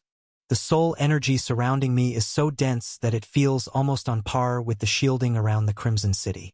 If I were to release my full power and use my greater form, I could break out of it, but it wouldn't be easy. Both of them use soul energy from the sun god that surpasses anything I felt from Rodrigo in our brawl. It feels very similar to that of the level 3000+ Mountain King I battled in the Vice City Labyrinth weeks back. Despite this surprise, I know that I'm not the threat they're attempting to contain right now. If you encounter this narrative on Amazon, note that it's taken without the author's consent. Report it. The shrieks that echo out of Trax become muffled by the orbs of soul energy, but his erratic releases of energy only increase in volume and frequency. The red light in his eyes overtakes him, and it gets so bright that I can't even see his body's outline anymore. The red lightning bolts collide with the golden soul energy surrounding him, and some even break through the first hunter's orb and scatter in many directions throughout the arena. But the second A-class hunter contains the weaker releases with large amounts of his golden light. Many of the arcs of red electricity that break through the first orb collide with the orb that I'm inside, but none of it is strong enough to break through a second time. Hundreds of violent charges of red energy pour out of Trax, but none of it can be sensed with my perception skills. It just looks like a harmless pretty light show, but I'm positive that these looks are very deceiving. About 60 full seconds go by as these red charges erupt out of the fighter, and the two A-class hunters continuously pulse with golden soul energy to contain this blast. Meanwhile, many B-class association workers start to mend the blue dome-like barrier around the ring, while discussion erupts from the regional directors and guest hunters by their sides. The entire room fills with questions, laughter, streams of excitement, and many hunters leaning in to get a closer look at the action. The talk is not that they're scared of the results. They all want to know what the powers they're seeing in front of them are, and many want to try whatever that red gem was for themselves. It's hard to make out exactly what they're saying, as the dense golden soul energy around me acts as a noise and energy suppressor. All I can do is wait and watch the red energy bursting out of Trax wear down and stop after about 90 seconds pass. Once it does, he collapses onto the arena floor, and the two A-class hunters glide upward while taking away the golden soul energy barriers. They float back up and out of the large hole in the top of the blue dome. Then the opening in the black box allows them to go back inside. The dangerous golden eyes I felt before aren't there. Whatever was watching the match with such intensity before has lost interest. The doors shut, and Rodrigo yells out like nothing out of the ordinary happened. The winner by verbal submission of this match is Trax, from the Apex region. Congratulations, you will be moving on to fight Mac the Battle Healer in the next semifinal round. However, we will have a quick intermission while our shielding dome is repaired. I watch Trax cough and shake while he pushes himself up off the ground slowly. There are small wisps of red light coming from his mouth and eyes, but it dissipates quickly, and it's clear that all the power from that display has left his body. His movements and mana control aura feel human again. Then, I feel the respawn item around my neck begin to rattle and pulse with energy. Moments later, after a flash of white light, I find myself in a white room with 15 other people. There's clear mana-reinforced glass in front of me, and about 200 meters away, looking down from above the makeshift stadium, I see exactly where I was just fighting. On the other side of the ring, I see another box similar to this one with about 40 other applicants in it. They all look down on the match too with similar looks of awe. Dane's voice hits my ear as I watch Trax walk back to his room in the ring. I thought you had him there. I've never seen a fight like that. The wind user from the Silka region walks up next to me with his arms crossed, and I turn around to see all of the other applicants in the top 20 ranking that were eliminated out of the tournament in earlier rounds behind him. Marcy's eyes meet mine, and we both give each other a nod, but I turn back to the fight ring and reply to Dane. Yeah, you're right. I haven't seen anything like that either. The violent display of red lightning repeats in my mind over and over, and the feeling I felt when one of the attacks nearly collided with me continues to eat away at the back of my mind. Somehow, the attacks that came out of that gem reacted with my divine limiter. I'm not sure how or why, but one thing is for sure, I want to figure out what that red gem was that Trax ate to give him all this power. I even witnessed the red lightning bolts pierce through soul energy barriers dozens of times more powerful than any mana attacks he was throwing during that match. The A-class hunters that came to control the situation didn't look bothered by the display at all either. Whatever this power is, it isn't foreign to the higher-ups of the Apex region. The only conclusion I come to while staring down at the arena as the dome is completely mended is that somehow, that crystal allowed Trax to tap into some kind of divine energy. It was hardly controllable, and from the state I still see him in, shivering and curled up in a ball on the floor of his private room, it was definitely not safe for him to consume. After the second lightning bolt he threw, the hunter turned into a ball of incoherent rage. The A-class hunters that glided down to stop the match didn't even attempt to talk with him. They just let him use up all of the red substance that coursed through his body.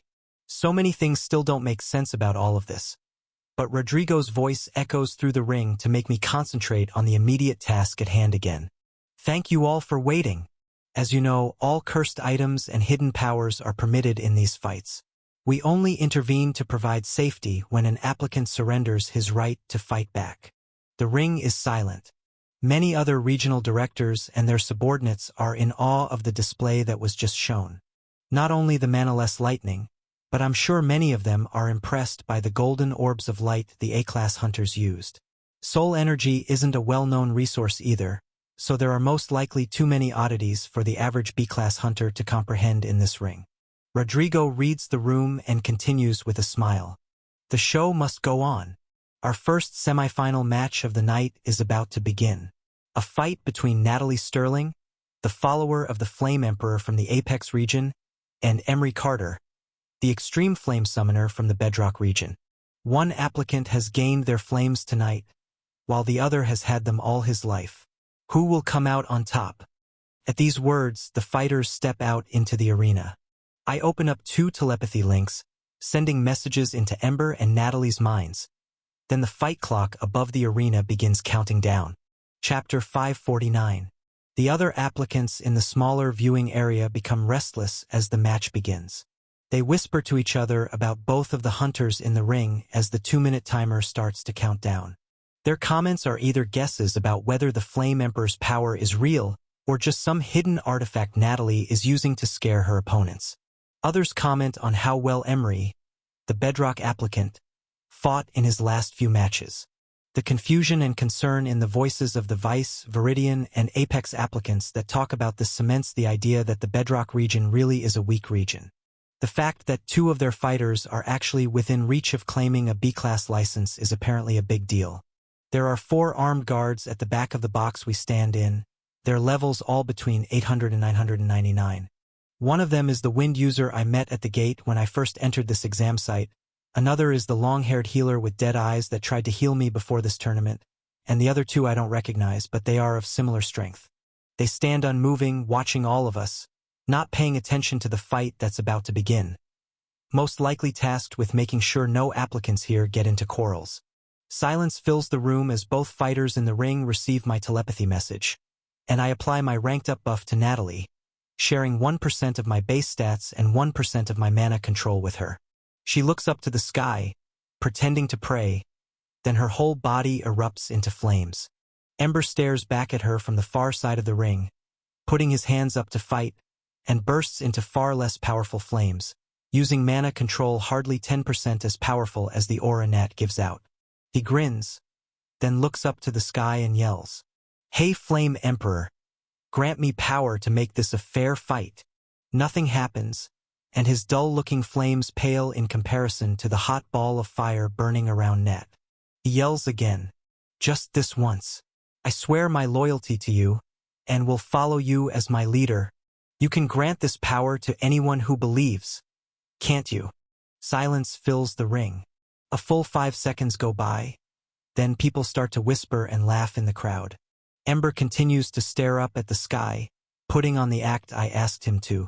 More words of doubt begin to spread as nothing happens, and people start to yell out and complain. "See, she's been faking it. It's all a facade. See, why wouldn't the Flame Emperor do it again if they could? Especially for a fire user. It has to be some kind of trick, an artifact. Yeah, that's right. She's from the Apex region. We can't forget what the #1 fighter said. They're just playing us." Then, a wide grin appears on Ember's face as he opens up his limiter and allows a growing amount of power to leak out. Over the next 3 seconds, everyone's chatter and words of doubt cease as the flames around Ember grow to match Natalie's, looking almost identical. Both of them run forward at each other, and the entire blue dome is filled with flames while dense auras of mana clash. The vibrations of mana that ripple through the arena now cannot be faked by mere illusions. It's the raw mana control that is being released in each attack. All of the regional directors stand up from their seats, similar to the time they did the first time Nat showed this power. Then, chatter fills the stands again with a very different tone. It's real. His mana control increased by over 10 times in a few seconds. I've never seen anything like it. Just like the Apex region girl in the first round. It's replicable. It looks real. Even if this is an artifact, I must have it. Cracks and twangs erupt through the ring as Ember's fists collide with Nat's daggers. If you discover this tale on Amazon, be aware that it has been unlawfully taken from Royal Road. Please report it. I secure a telepathy link between both of them so they can coordinate their attacks.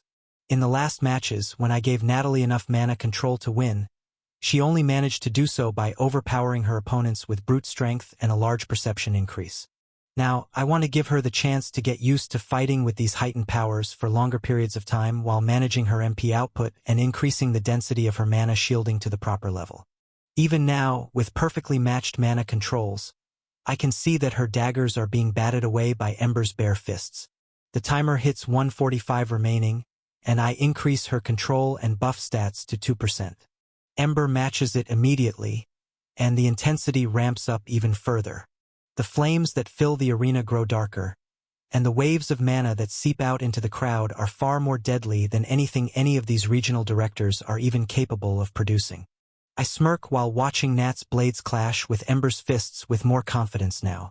In just a few dozen exchanges and a rapid telepathic conversation between the two of them, her technique improves with every exchange. Every 10 to 15 seconds, I increase her output by 0.5 to 1%, bringing them to about 6.5% of my mana control by the time the timer hits the last 30 seconds of the match. By this time, the radiation of mana bursting out of the dome is overwhelming for some visitors.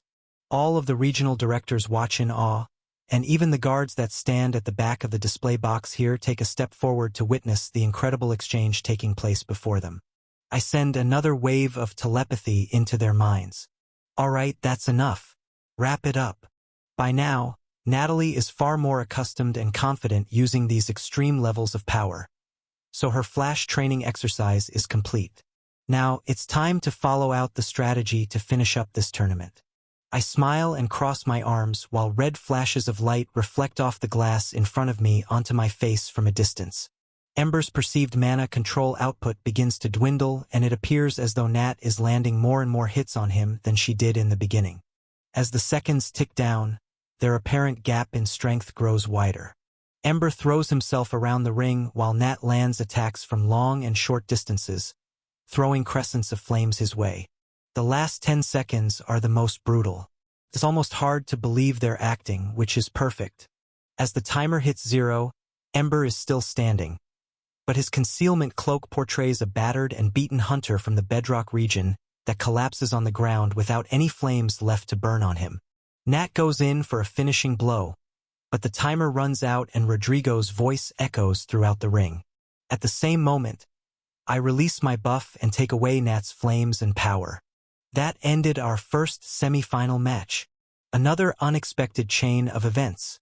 It seems the Flame Emperor will bestow its power to anyone who calls its name. They just have to believe. He grins, turning to all of the regional directors. Nonetheless, this match has ended without a kill. We will count a vote from our directors to find out who has won. After about half a minute, the votes come back with Natalie being the winner 6:1. The Bedrock director voted for his applicant even though it was clear he had no hope of pulling out a victory in the end. I whisper under my breath. An expected turnout. Dane stares wide-eyed at the dome that still crackles with flaming residue. You expected that? A flash of white light brings Ember away and into the room we stand in about 5 meters to my left, and immediately I watch the healer at the back of the room approach him.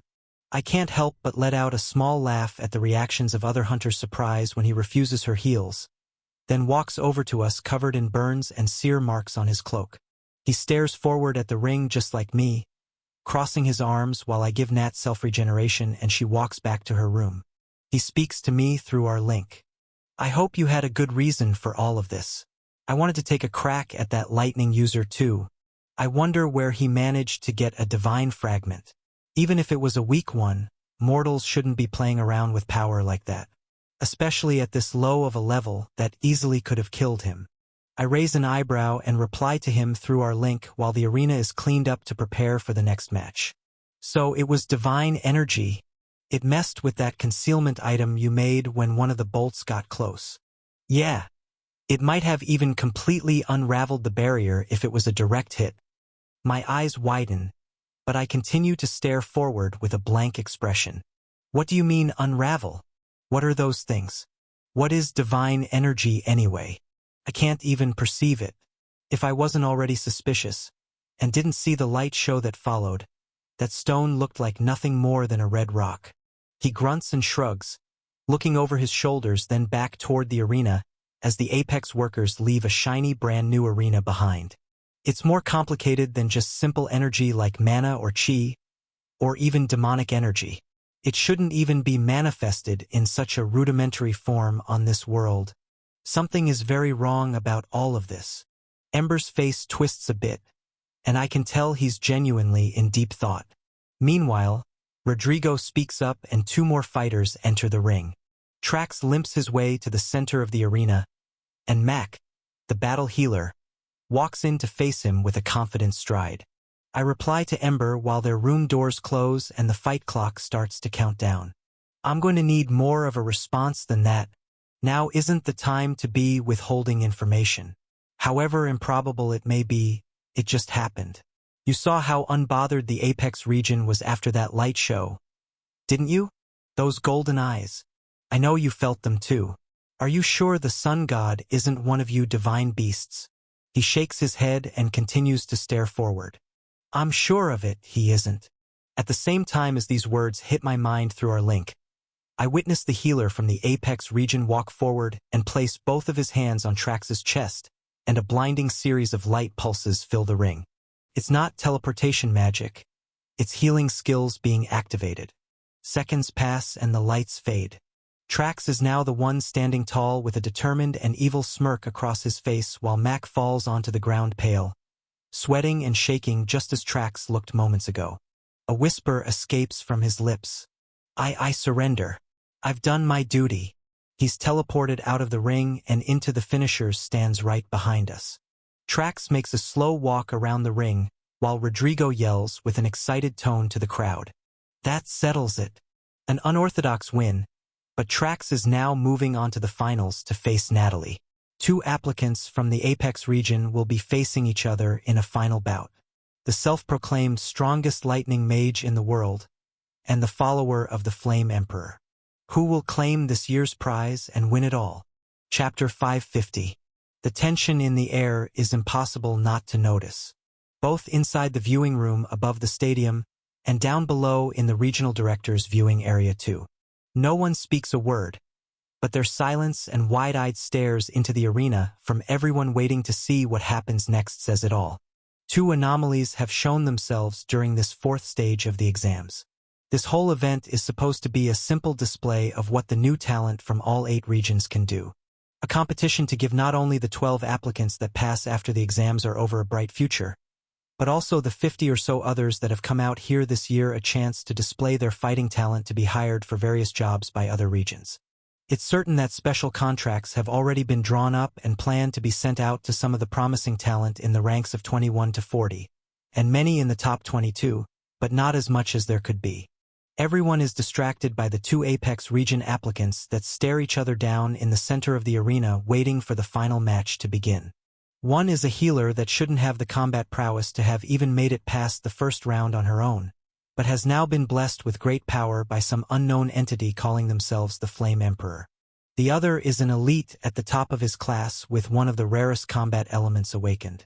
He was nearly bested by a lesser region applicant in the last round. However, using a special gem, he was able to release power that even broke through unknown spells cast by the Apex region's A-class hunters. It is an understatement to say every soul in this arena is looking forward to seeing what happens in this final match to come. The fight clock starts and a flash of yellow light bursts through the ring as Trax pulls the same move he did when facing me.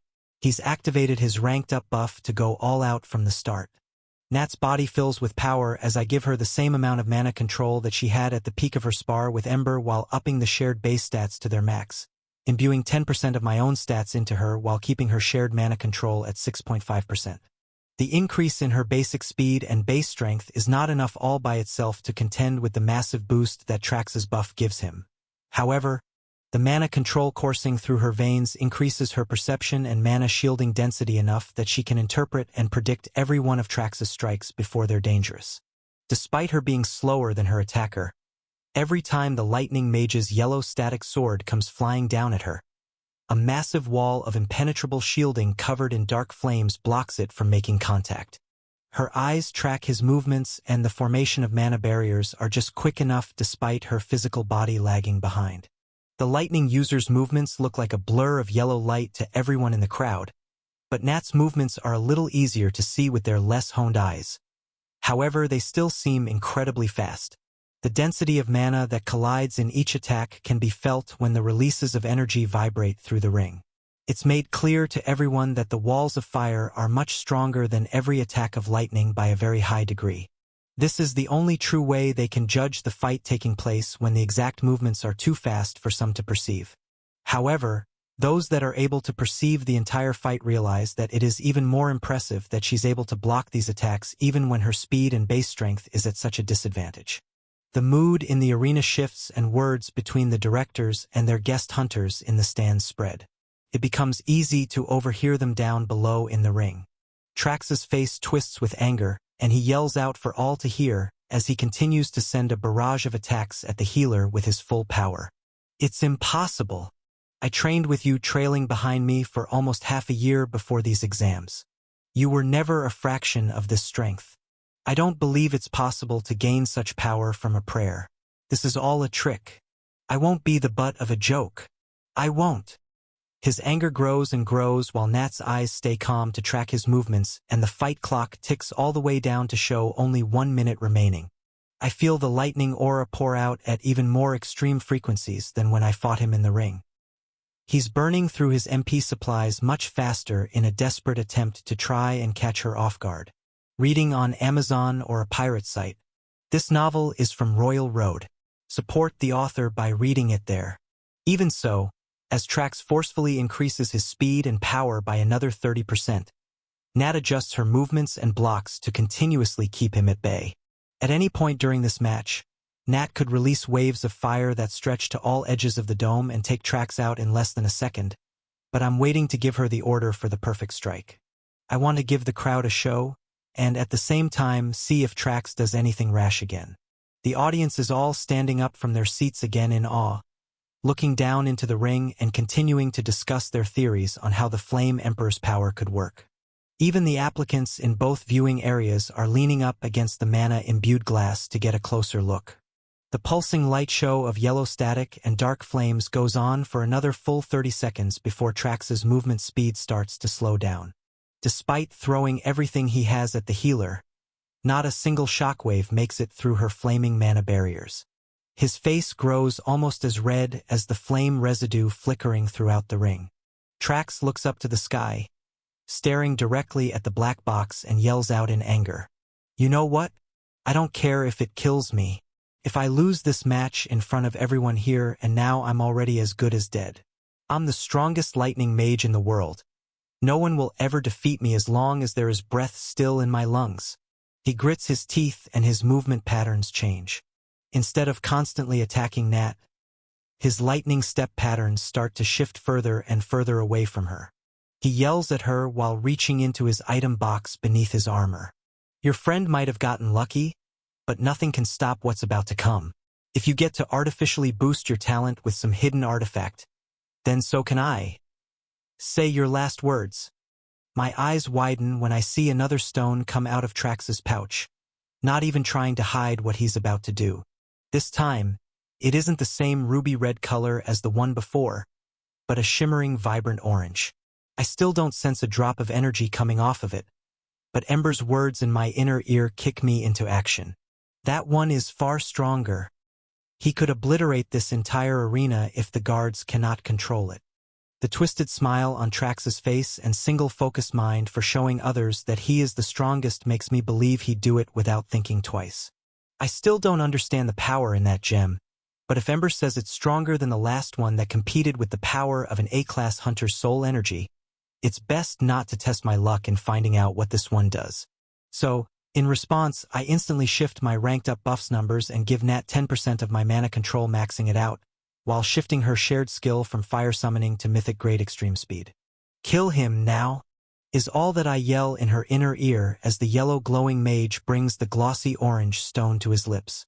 Nat speeds forward in a blue flash of light from her new skill through the leftover waves of flame residue, slashing her daggers across her body with the newfound mana control and increased speed stats added to her status. Everything in the ring slows down in my perception as I watch the exchange unfold frame by frame, debating whether to let all of my power loose and burst down there to stop it myself. I wouldn't be considering it so seriously if the Apex Regions box opened up, but Nat never surrendered, so they're allowing the fight to go on without interference. My heart beats loudly in my ears while the orange gem touches Trax's lips.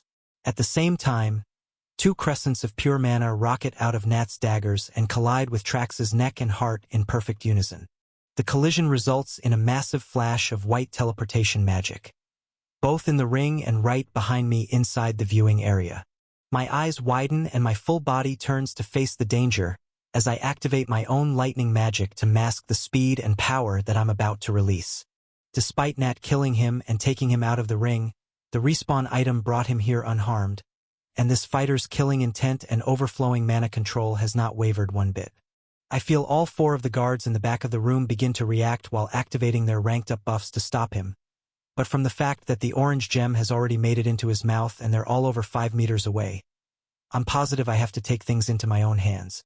I run forward at him while releasing static all over my body and pull my daggers from my fake item box, not hesitating to send a slash of dense mana his way over twice as strong as anything I released in the ring.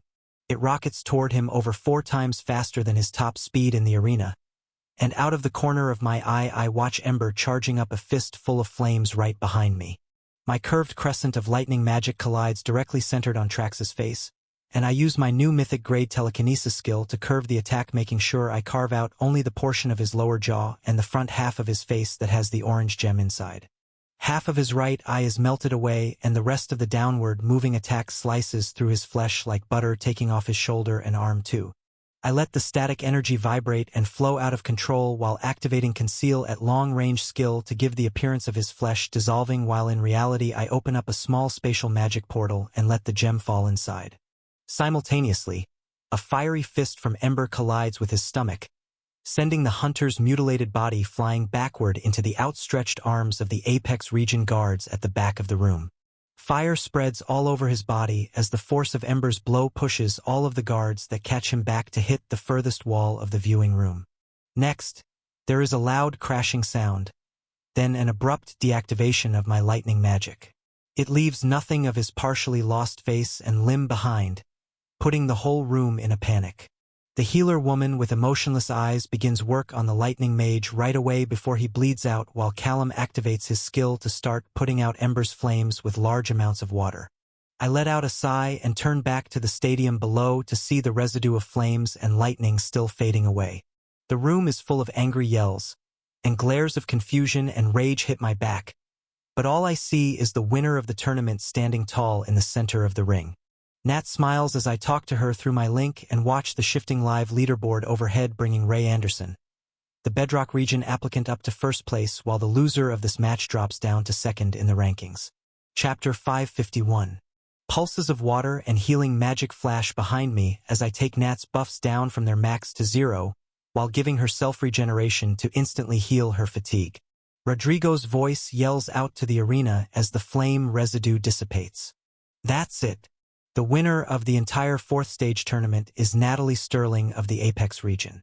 You've now earned yourself a seat on the association's B-Class board, automatically receiving a B-Class Hunter's ID, and have the choice of a long-term contract with any region of your choosing. Slow claps begin to sound from the audience of directors. I grin while watching the Bedrock Region's director point at the leaderboard and celebrate while the claps from his section echo the loudest. The last moments of the battle happened so fast, it was almost impossible to see. Even the 40 or so applicants in the second viewing area are particularly confused when the fire and lightning residue clears. They all begin to clap slowly too. The other directors and their guests are still discussing the Flame Emperor's power, and many have more faith that there is something mystical behind it and it's not just a powerful artifact. However, in the top 20 viewing area there is a far different reaction. All of the hunters present are either partially paralyzed by the lightning residue that ricocheted off my attack, or they're stunned by the fact that 2 hunters just mutilated the top-rated Apex Regions hunter without thinking twice. Many of them yell at Ember and me with anger in their voices. Why would you do that? What's wrong with you? A cheap shot like that when he was disoriented from losing the match. Nice way to kick a man when he's down. Just because you lost to his artifact doesn't give you the right to make such a brutal assault when he's unguarded. I shrug off the insults and watch Nat make her victory lap around the ring. None of the Apex guards have anything negative to say to me or Ember. Neither Callum nor Mac, the battle healer, say a word to us either. They're the only ones that understand we just saved all of them from being at the mercy of whatever that orange gem would have produced from tracks. Nat's respawn item begins to flash and blink. Then she is also teleported into the viewing area with all of the other top 20 finishers. Rodrigo continues to speak to the crowd. Thank you all for coming out this evening. I know your travels out to the Apex region were rather abrupt, but I believe the show tonight was well worth it. More chatter comes to the crowd as the arena is cleaned up of the leftover residue and Rodrigo floats down into the ring to speak directly to the directors. Our winner will have time to decide which contract to draw up once the exams are over. He points toward the box of 40 or so applicants across the ring. These fighters, however, have already been disqualified from reaching B-class status this year. All of their contact information has been provided before this event. Their test scores and marking from the first 3 trials have also been provided for your leisurely study as well. Please do reach out, and know that all short-term contracts that are done outside of one's home region below 1 year long will have their payouts doubled by the Apex region. The friendly trade of resources between the 8 great regions is recommended and rewarded. He smiles and turns to the viewing area where us, the rest of the applicants, watch. As for the top 20, the filing and offers of these new contracts must wait. We will be moving on to Stage 5, the final event of these exams. The entire area begins to close in on itself while Rodrigo floats up in the air out of its center and the blue dome protecting it disappears.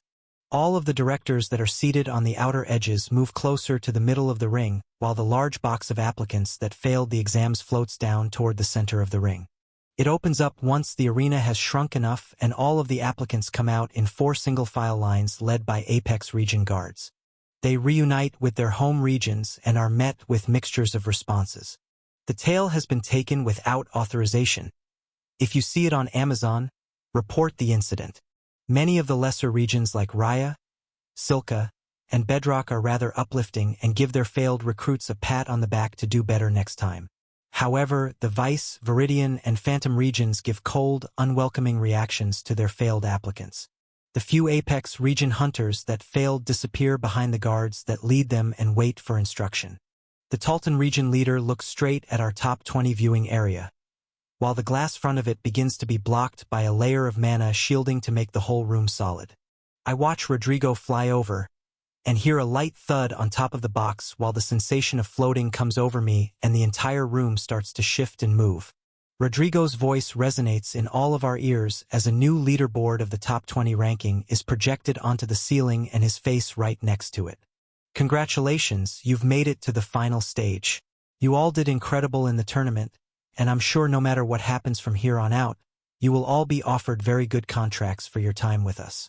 In order to get proper results for the last trial, we will be giving you all a suite to rest in for 12 hours and a personal high-grade healer to negate your fatigue. The only hint I can give you now is that you will all be participating in this final stage simultaneously, so make sure to keep your remaining allies in mind moving forward. As the cube floats up through the sky, the outlines of doors form on all of the walls numbered 1 to 20 and Rodrigo's voice calls out again. Due to the events taking place inside the viewing area, we need to immediately split you up into safe rooms and review the footage. No one is at fault, this is only standard safety protocol. Despite these words, everyone in the room stares at Ember and me. The only notable applicants other than the Apex applicants and guards that don't ordain, who was standing next to us the whole time and has blind trust in me. Nat, who is still in partial disbelief of what just happened in the last few hours, and Marcy, who smirks with her arms crossed, enjoying the scene caused in the room, not caring enough to pick sides. The Phantom Region applicant that made it into the top 20 watches me curiously from the back of the room too. He doesn't speak or move, and the ominous black mist of his ranked-up buff has been active since such a commotion started. This all changes once the feeling of soaring through the air in this room speeds up and we're all transported far away from the arena. Many applicants hold onto the wall as the room shifts and creaks. The outlines of all of the doors fully form, and a few seconds later there is a sensation of landing and the room coming to a halt. All 20 of the doors click and swing open to provide hallways twisting off in opposite directions. I turn to look at Ember and speak through our link. Well, the orange gem is intact. I feel it in my storage, but it still isn't releasing any energy. I'll be able to study it once we finish this 5th stage. His eyes track around the room while I walk over to the door labeled 1. Then he replies, "Good. Don't take it out of suspended animation until we're away from this exam site. It could easily disrupt the barrier I created just by making contact with it for too long. I know we had to act fast to subjugate that mage, but it may have been overkill. From Rodrigo's hint, my guess is it's going to be some kind of battle royale. My advice, we do the bare minimum to stay in the top 12 during stage 5 while helping your allies just barely get by 2. Then leave before they question our abilities any further." His eyes still wander around the room while applicants walk through their doors. Trax is carried into door number 2 by the wind magic of the Apex Guard, while the emotionless healer walks beside him, continuing to pulse white magic into his face and side. I nod at him, then reply while we walk into separate rooms. "We're almost there. I just want a single chance to be in the room across from those golden eyes. I want to see how strong the Apex Region's director really is." All 20 doors shut and the room is emptied, leaving just 2 of the guards behind inside. I walk down the narrow hallway behind door 1 and find myself inside another suite with a lounge area with chairs, couches, a bed, bathroom, wall of B-class gear, and a mountain of perfectly preserved food in transparent containment cases. A 12-hour clock ticks down on the ceiling, and a door closes behind me, cutting off the exit to the hallway. There are multiple messages stating that I should stock up on food, water, and as many items as I need for the next stage, but no actual clues as to what the stage will be show up. I let out a sigh and jump onto the couch at the back of the lounge and begin to meditate and slowly take in the mana that comes off the shielding from the walls flowing through the air. About 2 hours pass before the healer woman comes in after knocking. She doesn't comment on the situation from before at all, and offers to heal me many times before my rude refusals are enough to make her leave. Over the next 10 hours, I shut my eyes and think. While most hunters are in dire need of these resting times and healing opportunities, it is rather boring to me.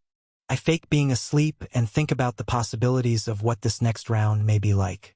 Ember's guess of some kind of battle royale seems likely, but I doubt there won't be some kind of twist to it. The presence of the golden eyes I felt, power level of the 2 A-class hunters, and mystery of the orange stone floating in my item storage rise to the surface above any worries I have for the 5th stage. I can't quite understand why and how divine energy has anything to do with these exams, and the comment from Trax much earlier about the director's obsession with healers and a special ability don't stop surfacing in my mind either. Once the timer hits 0 and the door opens, leading me back down the winding hall, I'm still not a single step closer to making a connection between any of this new info. If anything, I'm even more confused. I don't bother taking any food or gear from the piles and displays on the wall. The door labeled 1 opens up back to the room where we all left from, and once I walk inside, there's quite the surprise waiting for me. Lining the walls, all of the other hunter applicants line up just like I am, rejuvenated and fully geared up. In the center of the room now, there is a small white circular table with a large cyan gem on top of it. It appears to be a sphere at first glance, but there are so many sides where light comes into it, the gem must have 30 or 40 edges. It doesn't give off any energy at all, and given today's events, I have a good guess as to why. Both of the A-class hunters that intervened in the fight earlier stand behind the bright blue stone on guard. They stare forward with blank expressions on their faces while waiting for all of the doors to shut behind us and for all applicants to arrive. Chapter 552. More applicants come out from their resting rooms, and the doors close, sealing the rooms behind them one by one. The last door to open and reveal its hunter is the one right next to me, labeled 2. Trax comes walking out with a slow stride. His right arm and side are fully healed and regrown. However, there's a large white scar on the side of his face. He glares at me as he walks out, crackling with electricity, trying to show the entire room that the attack wasn't the end of our disagreements. I stare at his face with an unsettled expression, not because I'm scared of his measly aura, but because I wasn't expecting my attack to leave such a permanent mark. It appears even this soft heal skill at legendary grade and near the A-class rating has its limits in healing delicate portions of the body. I'm so used to using mythic grade self-regeneration and relying on Abby's restoration skill that I didn't realize it wouldn't be able to be mended. It's clear everyone else in the room knew this beforehand, and their anger from hours before makes much more sense to me now. Even so, I shrug and turn to the center of the room. He deserves worse. I was being generous not going for the kill shot when I had the chance. The scarred lightning user grunts and looks away from me, staring forward at the 2 A-class hunters standing behind the light blue stone. On this note, the ceiling lights up to show the rankings and Rodrigo's image talking to us. I hope you all had a peaceful rest and have stocked up on all the items necessary for this final stage of the exams. Small circles open up in the floor below each applicant, and a silver tablet rises from the floor on thin white tables. Here, to compete in the 5th stage, we require each of you to sign a contract ensuring that any artifacts you manage to obtain in our next trial are property of the Apex region. There are no exceptions. If you do not agree to a full body and item box search before and after this stage is complete, you may leave now and consider your hopes for a B-class ID terminated.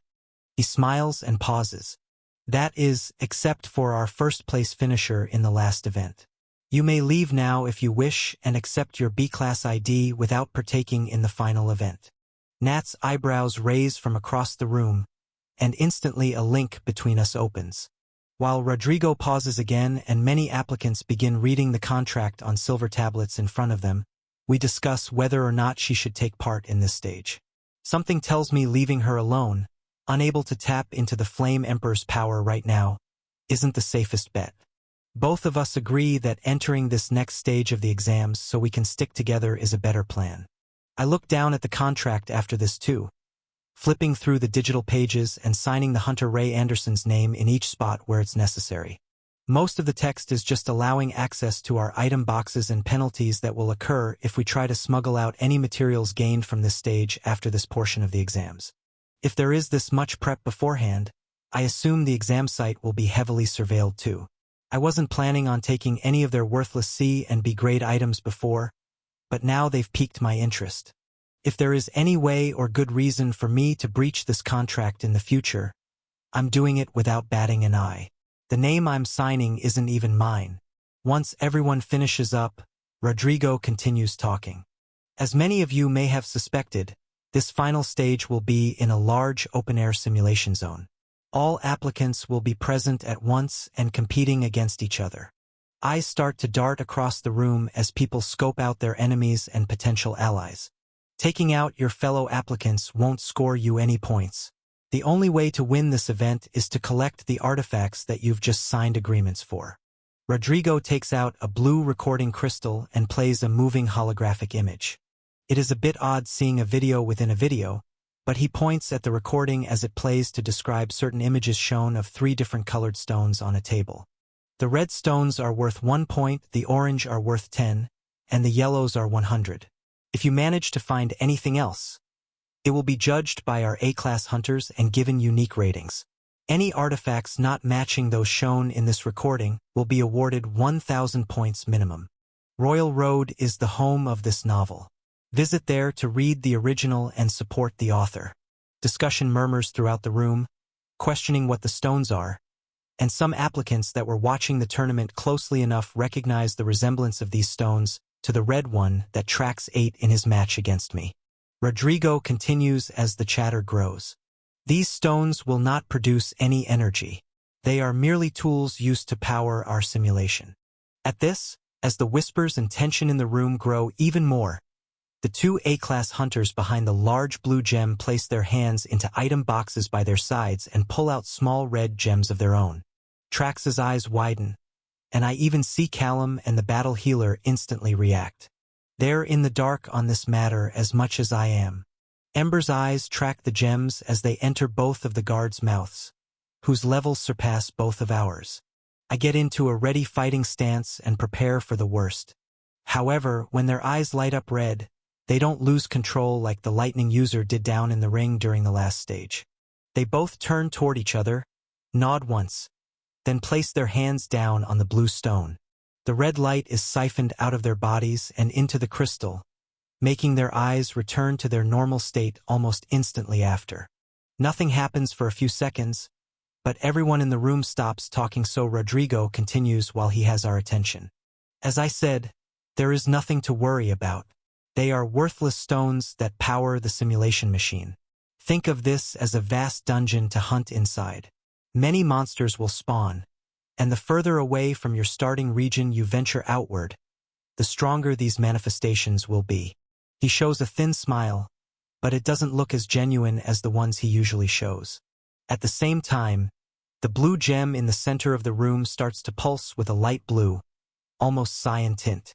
As the light gets brighter and brighter, the A-class guards take a step back, and a wide tear in space begins to form and grow at a slow and steady rate. No energy at all can be felt, and the only thing I can visually relate it to is the demonic rift that brought me to the demonic realm for game-like trials, or the Void Creeper rift I stepped through with my body double that teleported me into a very strange fortress filled with an army of titans being controlled by their king. An invisible wave that feels like heavy pressure crashes against my divine limiter, and I hear bells ringing in my ears, while the thin layer that keeps my mana control at bay violently ripples.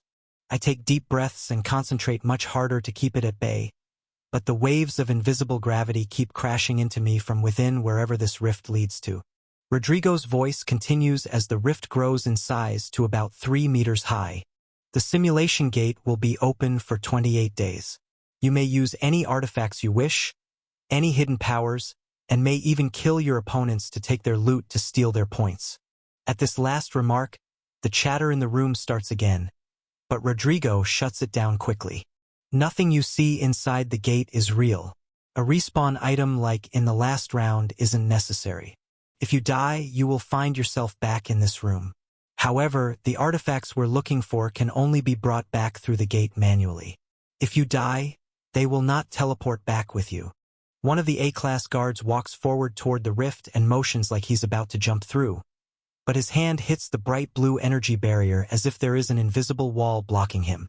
Our A-class helper took the same test as you in this same simulation years ago.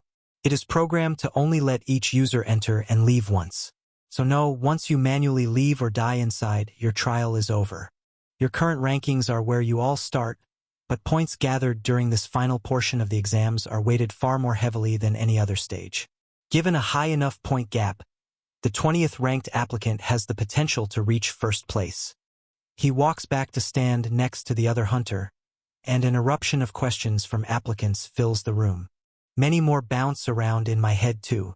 His insistence on this being a simulation sounds less and less true the more he talks, and the use of 2 red divine fragments to trigger the activation of this large blue device doesn't help mask that point. Whatever Rodrigo is saying, it feels like it's being forced out of him through a script. He takes a few minutes to answer everyone's questions and concerns, but they're all met with general responses that don't add anything of substance to the matter. To add to all of my confusion, the look on Ember's face after the rift appeared isn't of concern like any of the other appearances of divine energy so far. His eyes are practically sparkling at the sight of it. Even worse, this trial is meant to last 28 days, which by now is far beyond the natural decay point that the mana control and soul energy suppression items Ember made for us will last. The only words I get out of him through our link between him analyzing the blue gem and staring through the rift are, "We should go through. Divine rifts like this one are too rare to pass up." What he's saying is correct. The fact that it was opened in such close proximity to us means we'll never get a chance to jump through it again even if we wanted.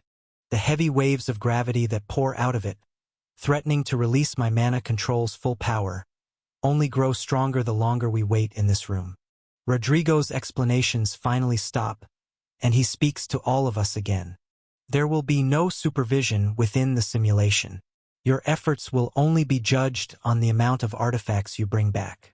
There is nothing more to be explained any further. Please, line up in front of the rift in your ranking order and present your item boxes to be searched and documented before the trial begins. At this, everyone in the room starts to shift, and a final reply comes out of Rodrigo. Good luck, hunters. I look forward to seeing 12 of you again in 28 days once our B-class graduation ceremony begins. Every step I take closer to the rift, the waves of pressure that ripple against my barrier become stronger and stronger. The conversations in the room fade away as I concentrate fully on aligning myself, keeping my limiter at bay, and handing over my fake item box to the A-class guards to search. All they find inside are a few C and B-grade items and a dozen or so MP potions I brought along as decoy items, and both of the guards don't react at all. They just log down exactly what's inside on silver tablets before giving it back to me. One of them does a probing scan with a large amount of dense aura and also notes down no abnormalities in my gear being worn, showing that they're all low B-grade at best thanks to my conceal skill.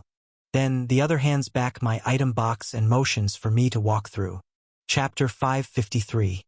Every step I take closer to the light blue tear in space before me sends more high-pressure waves of gravity against my concealment barrier. It makes me focus more and more of my physical and mental capacity on keeping the limiter stable, drowning everything out in the room. The chatter of applicants behind me goes completely mute. Even the 2A-class guards by my sides fade out of my senses, and all I focus on is walking forward. My foot hits the blue space, and it falls through as if there is nothing there. My next step follows, and my full body falls through the rift. Instead of the hard mana-shielded floor, my foot hits rock covered in moss and dirt. My head comes through, and I take a deep breath of the cool, crisp air, feeling a large gust of wind hit my face. As I walk further away from the rift, the waves of gravity start to cease, and reality around me hits my senses again. A loud whistling sound hits my ears, and I turn my head to find myself on a cliff's edge. Down below me, large white clouds drift by. Looking off into the distance, even with all of my advanced perception upgrades, looking out into the horizon almost a full 70 kilometers, there is nothing but open air and rolling clouds with a light blue sky backdrop. To both my left and right, I see the cliff's edge go on further than I can see as well. I'm on a triangular peninsula of land in the sky, with the bright blue rift at the very tip of it, and the only direction I can travel is further inland. From the point where I stand, the land stretches outward for a few hundred meters before I see the dirt and moss grow much greener and lush trees, pools of crystal clear water, rock formations, and all kinds of shrubbery grow. Looking even further in the distance, even bright-colored fruits grow on some of the trees. Other than the whistling wind below me, everything is silent. Some high-sailing clouds in the distance move over the edges of the land, but they clear away and dip back down beneath the cliff, as it looks like the morning sun is revealing more and more land the more I internalize everything. I take more steps forward and begin analyzing the air and my surroundings with my buffs and skills now. The air is far less dense with mana than any environment I've ever been in. It feels like there's even less than being out in the isolated desert of the Dark Continent. There are still small particles to absorb here and there, but it isn't enough to sustain me for any long-term battles like dungeons or the simulation rooms I practiced in earlier. I'll have to use mana crystals and MP potions to re-up my MP bar occasionally. My aura of enemy detection and all-seeing eye spreads out through the wilderness, making scans of anything moving or made of mana for many kilometers through the trees and clouds, and what I get back as readings is unclear. There are small pockets of mana that my enemy detection picks up as living organisms, but there is no level nor visuals to support it. I only get rough location readings and relative strength levels based on how much mana control they're putting out. I'm not too concerned, as the readings I detect have the mana control strength of a barely ranked up hunter. But in using so many detection perks at once, another realization hits me. My Rising Emperor's domain is deactivated. I can't sense any of my links of loyalty at all, nor can I see their geolocations. I pull up the menu in a hurry, but this doesn't help my confusion at all either, as everything is still there, showing my teammates and citizens of the Crimson City's names, vitals, and level, but they're all grayed out and frozen in the positions they were when I was back in the exam site. While looking down, scrolling through all of the inactive options, one of the masses of mana in the nearby forest shifts from its normal path and begins running my way. It isn't fast, but it breaks me from my concentration on my status, and I pull my daggers from my item storage to get ready for a fight. The readings are not strong, but whatever this may be, I'm not going to underestimate it. My daggers are charged up, and static electricity courses through my body while my perception is focused on the single point of mass coming my way. The bushes move, then a few tree branches above shake, and a jet-black jaguar comes running out covered in a white aura of wind magic. Its sharp eyes stare me down as it doesn't hesitate to send half a dozen wind blades my way. Unauthorized duplication. This tail has been taken without consent. Report sightings. They're slow and weak, at least compared to the fights I was in during the tournament. However, I still use the speed and power I used to face tracks in the final round just in case there's energy in this monster I can't sense.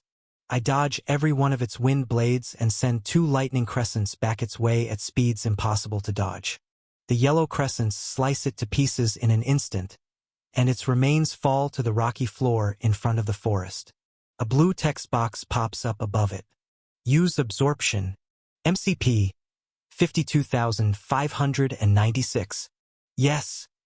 No. It's not much at all, but it's more than the 0 I was expecting. The minimum 0.1% absorption rate of my skill activated. Despite there being no level rating above this monster, it still has mana control to spare. This means it isn't a body double or mere hologram of manifested mana like the monsters in the simulations prior to this one. My gaze tightens as I walk closer to the creature, and the waves of gravity, just like I felt near the barrier, begin to ripple off its corpse. They're nowhere near as strong as the waves from the rift.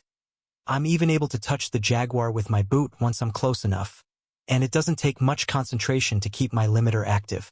I accept the MCP, and the status screen disappears.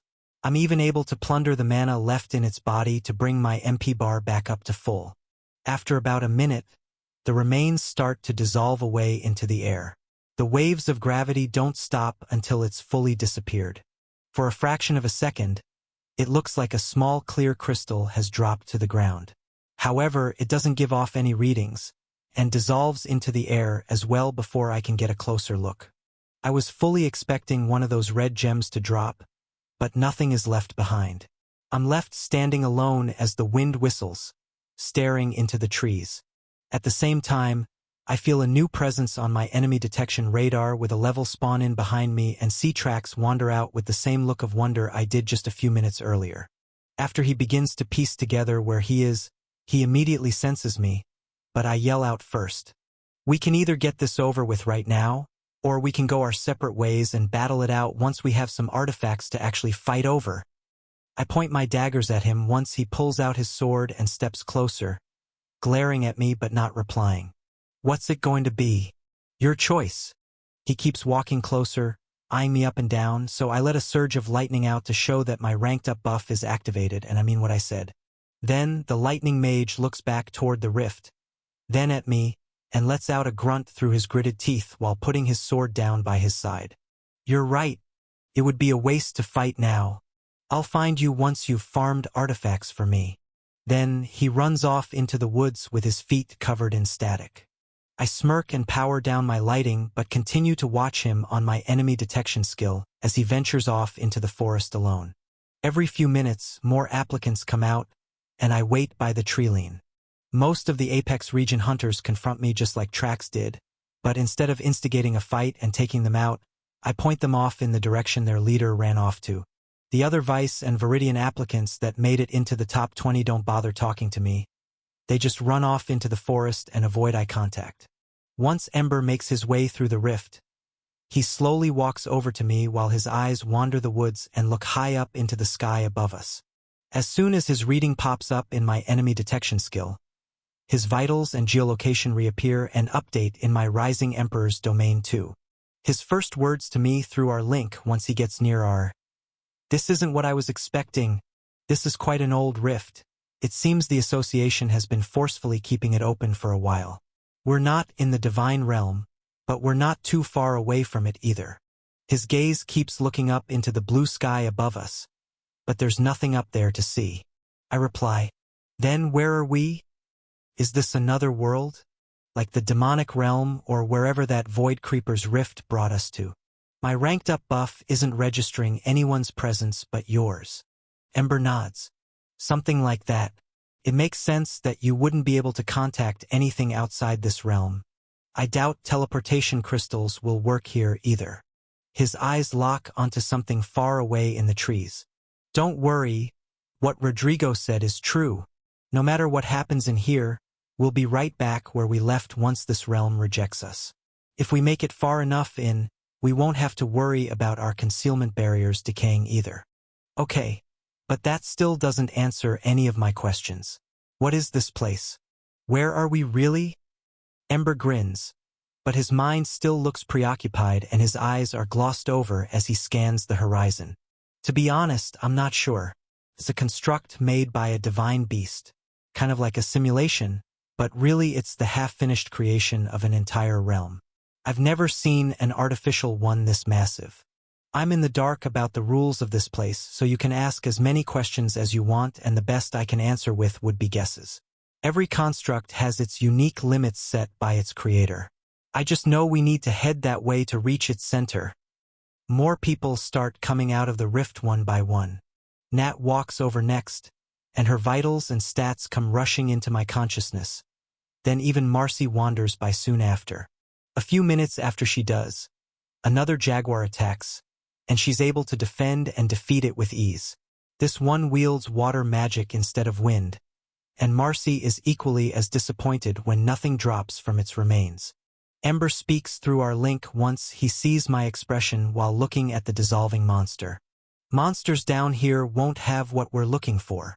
He points off into the forest, but his finger is angled upward. If we want to find any of those so-called artifacts, we'll have to venture out in that direction and find stronger monsters with fully developed cores. I nod and watch the woods as every few minutes more black jaguars attack the new applicants that come through the rift and enter the forest. The large black cats all wield different elements, but share the same sharp eyes. Some use earth, others use fire, and I even watch one of them use light magic to make illusions of itself while attacking. Yet they all fall and drop nothing when they die all the same. Finally, Dane comes out of the rift and meets us. His vitals and geolocation update in my mind as well. I nod as he approaches, then use lightning magic beneath my feet to levitate upward to try and get a better vantage point while coming up with some basic ground rules and a strategy to rely on if we're going to take this on as a team.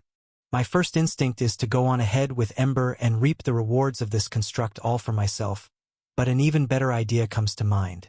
While having lower levels tag along may hold me back at first, it doesn't mean they'll be weak for long.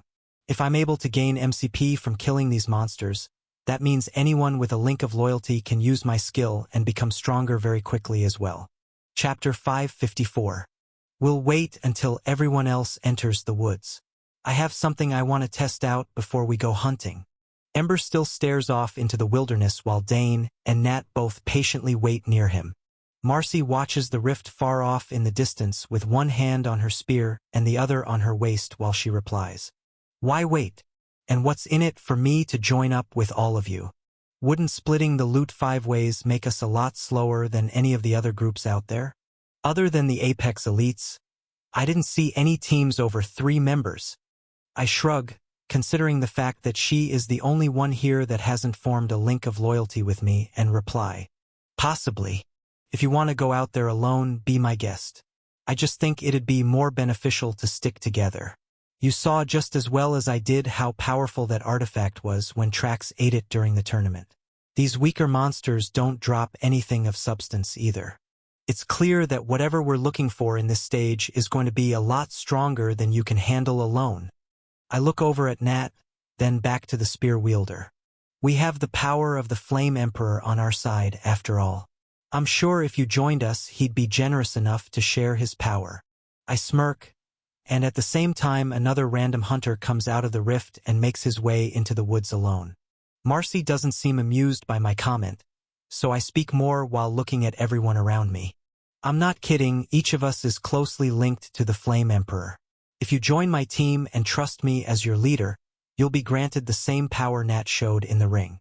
I want to have Marcy as an ally, but she's never given me back the same sentiment. While I can rely on slowly building a relationship with the Talton region from monthly trade deals, making a direct link through these exams seems like a much more efficient strategy. She laughs at my remark and turns toward the forest. Yeah, right. Prove it, or I'm leaving to hunt on my own right now. I float down to meet her at eye level and think carefully about my next words. Another hunter walks out of the rift, and at the same time I open a telepathy link to Ember. There's really no surveillance in this place, right? Whatever I say won't be heard or seen by the association.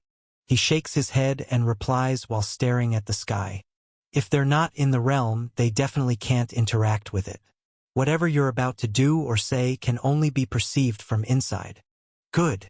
I want to fill my teammates in somewhat, giving them the impression that I'm linked to the Flame Emperor in some way, but don't want to give out enough information to completely blow my cover. I can say and show a lot more considering the fact that the association can't spy on me here, but I still want these new teammates to believe I'm Ray Anderson from the Bedrock region for as long as possible. I nod and activate my buff to give 5% of my stats and mana control to Nat, then 5% of both to Dane as well. On cue, I weaken my limiter and raise the perceived amount of my mana control to match theirs, and so does Ember. It's a familiar feeling to Natalie, and once she feels the fire magic skill add to her status, she knows what to do. The only one shocked at this revelation is Dane. His eyes widen as a massive amount of power flows into him unannounced, and I send a wave of telepathy into his mind. You chose the right people to put your faith in. Ever since the simulation trials, you've been accepted as a follower of the Flame Emperor as well.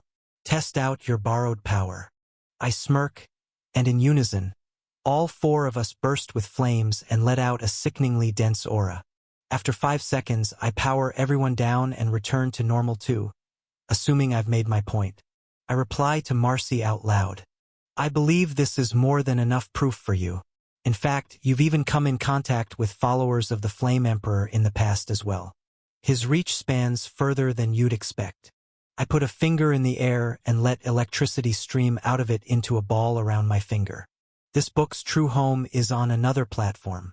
Check it out there for the real experience. Using the advanced perks of my conceal skill, I move and shape the mana coming out of my hand into a perfect replication of Bree's face, then point to her armor and spear.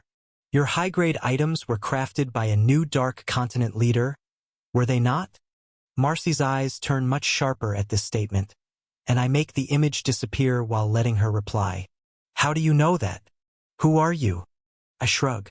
Even if I could explain it all to you plain and simple, I doubt it'd make a difference. Just know I'm an ally that wants to create a friendly relationship with as many regions as I can while partaking in these exams. Follow me as a leader and you'll stay in the top 12, plus gain more power than you imagine possible. Then, I turn toward the forest. I know your loyalty stands with your regional leader, but in order to share this power with you, you're going to need to at least temporarily put your trust in me. Marcy stares at me, contemplating my words over and over in her head. Then as I'm about to speak again, a final hunter comes out from the rift covered in a veil of darkness. The Phantom Region Hunter disappears the moment he enters the realm, then reappears a few meters ahead, and continues to blip in and out of existence until he reaches the forest and his readings completely vanish from my senses. I turn my head back and continue what I was saying. That's the last one. We either head out together or go our separate ways. What's it going to be? She looks at me again, this time with a million questions flashing behind her eyes, but I slowly feel a connection growing just like Dane's did between the 3rd and 4th stage. There's a notification in my inner ear and I see all of her stats and vitals appear in my mind while her exact location shows she's standing right in front of me. Then, she puts out her free hand and I shake it. At this point, I'd be stupid to say no. I'll join you, just for this last stage. Perfect. Now that we're all on the same page, let's see if my theory about this place stands true. I walk over to the edge of the forest and pull out a few items from my item storage through my fake item box. While I shape high-grade shielding, a heap of mana crystals, and a pile of luminite inside a containment case into a circle. There are a few looks of awe, but no one says a word. After a few minutes pass and a bright flash of light follows, a brand new teleportation platform and about 100 crystals to go with it come into existence in front of our eyes. I stand back about 10 meters, then crush one of the white gems. It flashes me away in a blinding white light and brings me onto the base of the platform instantly. Nice. That takes care of that problem. In a matter of seconds, I pull out more shielding and shape it into a dome around the platform with a small door opening. I imbue the structure with a mythic grade stealth attribute, then cover the entire structure in a layer of rock identical to the forest environment. Not a drop of mana comes off of it, and it looks just like a normal boulder except for a tiny opening that faces directly toward a clump of nearby trees. The looks of awe and disbelief grow, but I just turn to throw each of my teammates a few teleport crystals for themselves. Then speak up. It's for if we venture too far into the simulation. Like Rodrigo said, the only way to get crystals out will be back through the rift. It'd be a waste to make it 14 days in and have to turn back. Now we don't have to worry about getting lost either. They catch the crystals and I grant each of them about 0.5% of my mana control along with my absorption skill while turning to walk into the forest. Come on. We have some work to do. I'll explain what I can on the way. Ask any questions you want. I'll answer what I can. They follow me into the dense forest, and we begin moving at a steady rate. With the shared mana control I'm giving them, they can conserve much more mana and move through the terrain far more efficiently. However, I don't want to grant them so much that they're totally reliant on my power. Every kill they make now adds about 250 to 500 KMP to their total control. While my kills only give me 0.1%, my teammates are lower leveled than me, so they reap far higher rewards.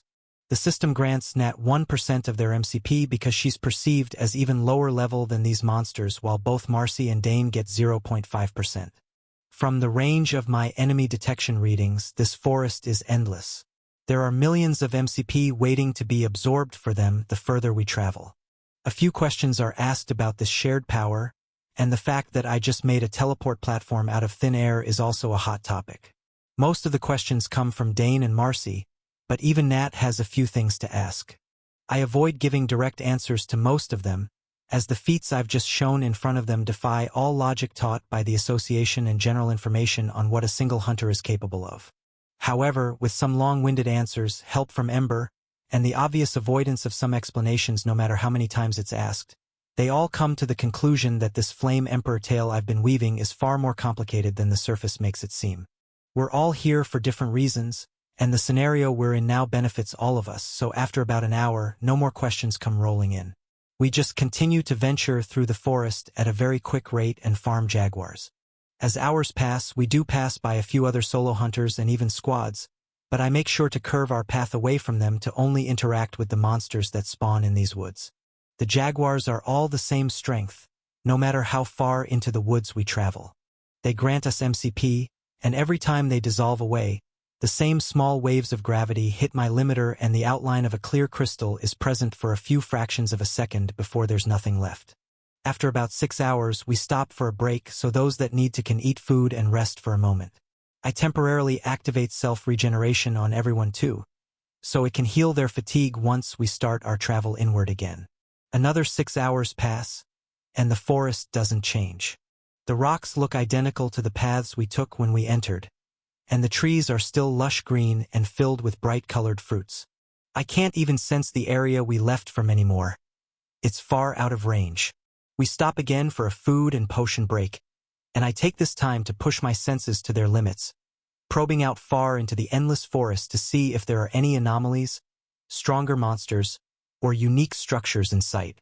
For a full minute, I continue pushing my range outward, even flying into the air to try and get a better vantage point. It seems to really just be an endless flat jungle full of black jaguars as far as the eye can see. I use my stealth skill to disappear in mid-air, then activate my second ranked up buff to use my greater form, boosting my senses even further, and I finally see what I'm looking for. There's an end to the forest in sight. We're over halfway through it, but my gaze tilts upward as I see what Ember was pointing to before. Chapter 555. At the edge of the forest, an impossibly high mountain stretches up into the sky. It is too wide for me to see its edges, so the structure just looks like a stone wall that tilts back at a hardly noticeable angle and fades up into the pale blueness of the realm above. My enemy detection skill picks up on monsters that are stronger than the jaguars in the forest high above as well.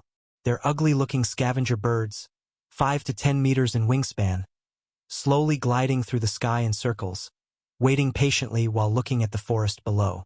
Some of the birds even higher up perch on various ledges with tired eyes and permanent scornful expressions on their faces. I can't see every bird that I can sense with my enemy detection skill, but of the few that fly very high, a dim red glow radiates off some of them. Their energy ratings don't differ from any of the others, and this makes me believe maybe we're closer to finding the source of these divine fragments than I thought. Aside from the birds themselves, there is hardly any life on this endless mountain into the sky. There are small shrubs and old trees that grow on the wall of stone every few hundred meters, but they look as starved of nutrients as the monsters that perch near them. My gaze continues to travel upward, and I use all of my buffs while continuously replenishing my MP bar with mana crystals, but I can't sense the top of the mountain. Even so, there's nowhere else to move forward, so I know this is where we need to go next.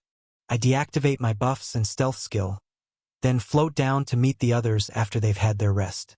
Even in the last 12 hours, they've each grown significantly stronger, gaining tens of millions of MCP each, but it's not enough to make any noticeable impact yet. They're still heavily relying on the small mana control I'm sharing with them. If we can make it to the mountain soon, that will expedite their growth process significantly. We're halfway there. I see a change in terrain coming up.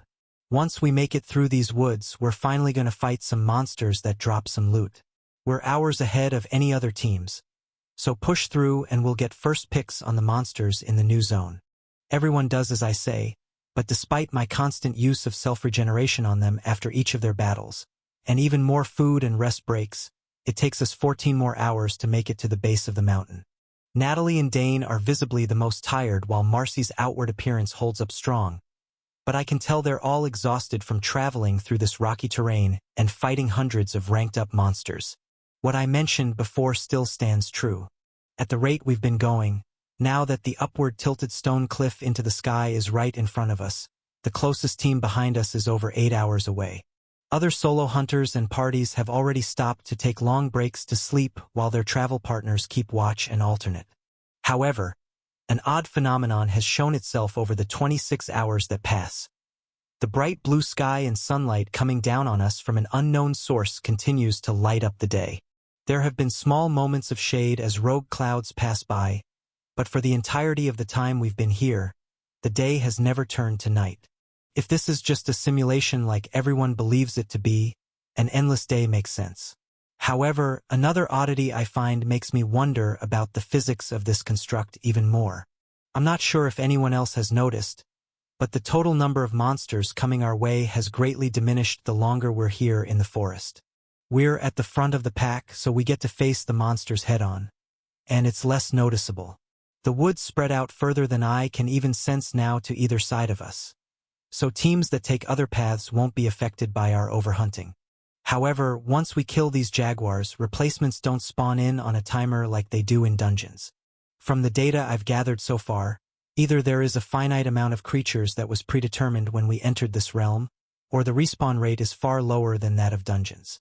Considering the trees and earth we stand on are real, and not created from pure mana like the dungeons themselves, I can't even fathom either option being sustainable. So, once we make this final stop at the base of the mountain, I don't bother telling anyone my findings. Rest up. You all did well today. Emery and I will stand guard for a few hours. Then we'll start climbing the mountain before any other teams arrive. A small camp is set up, and lots of items from the resting rooms before the exams are taken out to create a perfect sleeping environment for the three of them. Surprisingly, they fall asleep quickly in a matter of minutes, exhausted from the day, and I activate stealth again and use my greater form to enhance my senses to get another look at the mountain above me now at a much closer range. The birds still fly in circles near the cliffside, and I can see more and more the higher I look up the mountain.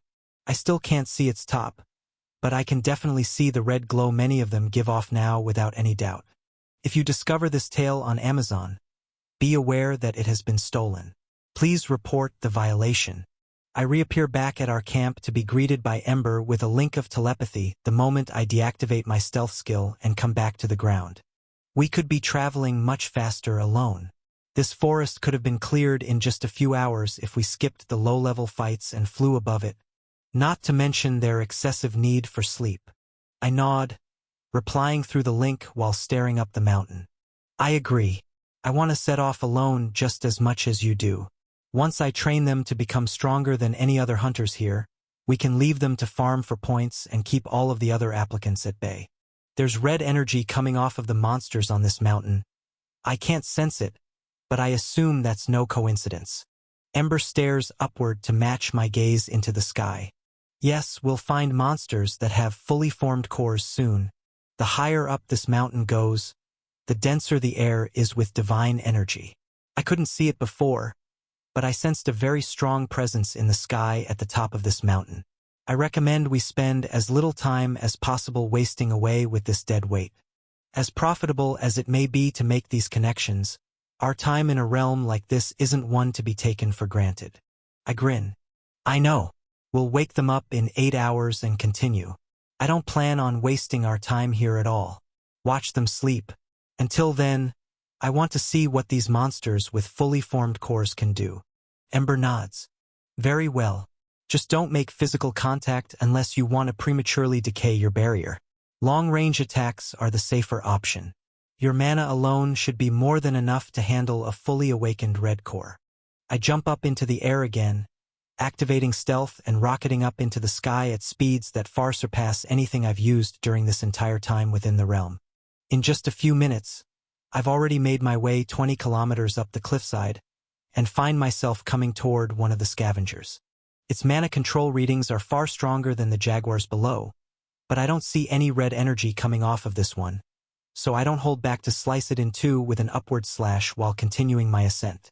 The absorption pop-up I receive allows me to take in 112,366 MCP, meaning this creature had double the mana control of any jaguar down below me.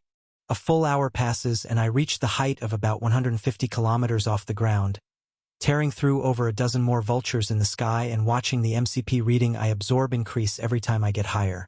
It isn't until this height I finally see one of the vultures with the mysterious red mist surrounding its chest. Instead of slashing through it like all of the others in stealth mode, reducing it to a pile of burnt meat and feathers before it even knows what hits it, I stop to hover in midair about 100 meters in front of it, directly blocking its flight path. Turning off my stealth skill, I blip into existence in front of the creature and its survival instincts kick in. Instead of trying to intimidate me or create a direct attack, it flaps its wings and soars upward while letting out a shriek. I didn't give any of the other birds on the way up a chance to attack, but this one lets out 2 crescents of wind magic with the flap of its wings as a distraction while changing direction. The waves of mana are tinted red, and I watch as it comes closer and feel weak waves of gravity ripple against my limiter as I airstep out of the way. It's slow, and nowhere near as intense as the red energy in Trax's attacks in the arena.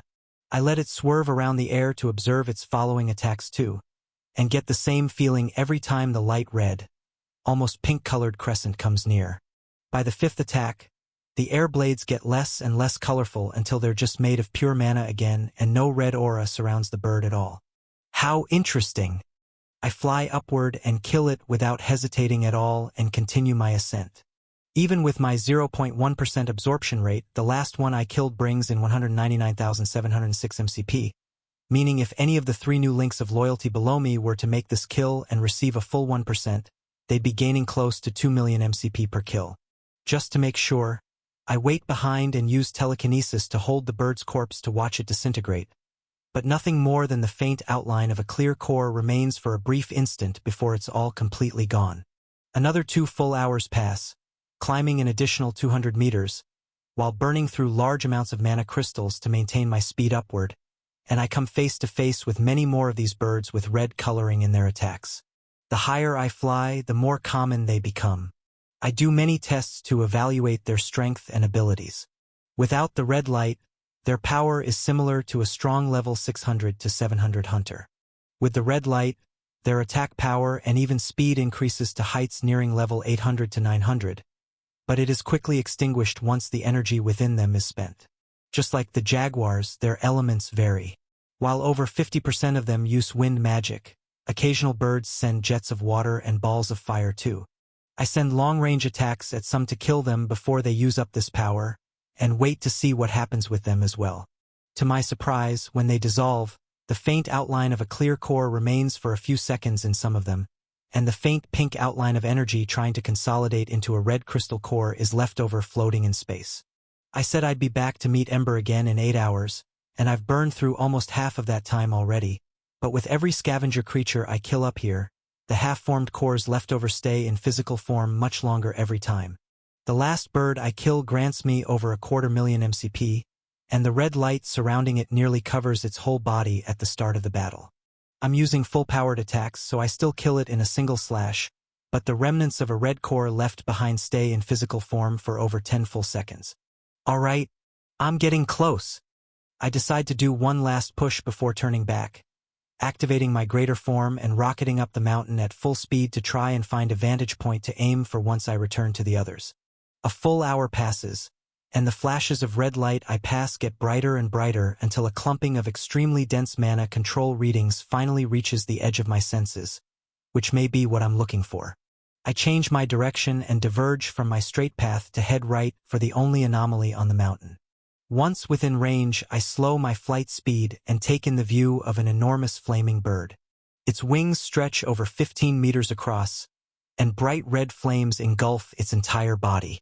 Despite being the same species as the disgusting scavengers that cover this cliff, the bright fire that crackles on it and glowing crimson eyes of this monster are quite beautiful. To my surprise, this monster isn't what caught my attention when I was doing my scan. The high volume of mana control I sensed in my enemy detection skill earlier becomes clear when 5 far smaller birds with less bright red auras and varying elements show themselves circling around it in close proximity, feeding off the aura of dazzling red light. Their mana controls are some of the highest I've seen on this mountain so far. However, the flaming bird at their center doesn't have a drop of mana in it at all. Waves of pressure come rippling off it once it notices my arrival and lets out its echoing screech. Rock falls from the nearby cliffside from the disruption, and the manaless flames grow in size. I stare in awe as I take in the beauty of a creature with a natural fully awakened red core. Chapter 556. At the echoing sound of the fiery bird's screech, the 5 circling vultures turn my way and don't hesitate to send red-tinted attacks directly at me. I easily dodge them and twist through the air, sending crescents of mana into each of them, but make sure not to injure the magnificent bird behind them. Even when pushing my senses out as far as they can go, I don't sense any anomalies like this one nearby, so I want the chance to study it before killing it or damaging it to the point where it can't use its power in an unaltered state. Less than a full second passes, and I move through the air defeating its orbiters before coming face to face with the massive red bird right outside its aura's range. Waves of gravity ripple against me, making the sound of a high-pitched bell vibrate in my ears, while I collect the MCP from the fallen monsters surrounding it. The crimson eyes of the monster lock onto me, and it flaps its wings while hovering in place, sending a dense wave of red light, similar in strength to that of the attacks tracks through during our fight in the ring. I smile and airstep out of the way, sending a moderately dense mana blade into the flames at an angle. The collision disrupts the red slash, and another epicenter of gravity waves is formed, hitting my barrier with greater intensity. Yeah, long-range attacks it is. I airstep to the opposite side of the bird while it tracks me with glowing eyes and sends another wave of fire void of mana my way. I perform the same motion, releasing a pure mana strike into the flames and disrupting the flow. This time, however, I change the strength of my attack to be slightly stronger. The next wave it throws, I try a weaker release. Over and over, I circle the bird at a distance right outside its red glowing aura and continue to deflect its attacks while using varying strengths of mana control to gauge how strong its energy really is. Without it coming up on my senses, this is the only way to figure out its true strength. After 3 full minutes pass and almost 50 attacks, I finally come to the conclusion that its estimated strength is that of a 950-1000 hunter, on the verge of ranking up again. Many of the lower-level Vice and Viridian region hunters in the woods below could not defeat this creature in a battle. However, the possibility of a few of the Apex elites taking this creature out wouldn't be too tough of a challenge.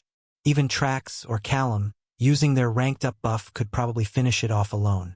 Unlike the massive surge of intensity the lightning user showed in the ring when he ate one of these red stones, and also like all of the other birds I found on this mountain, after countless attacks this monster's red light doesn't dim at all. It shines with the same beautiful crimson radiance as it did when our battle began.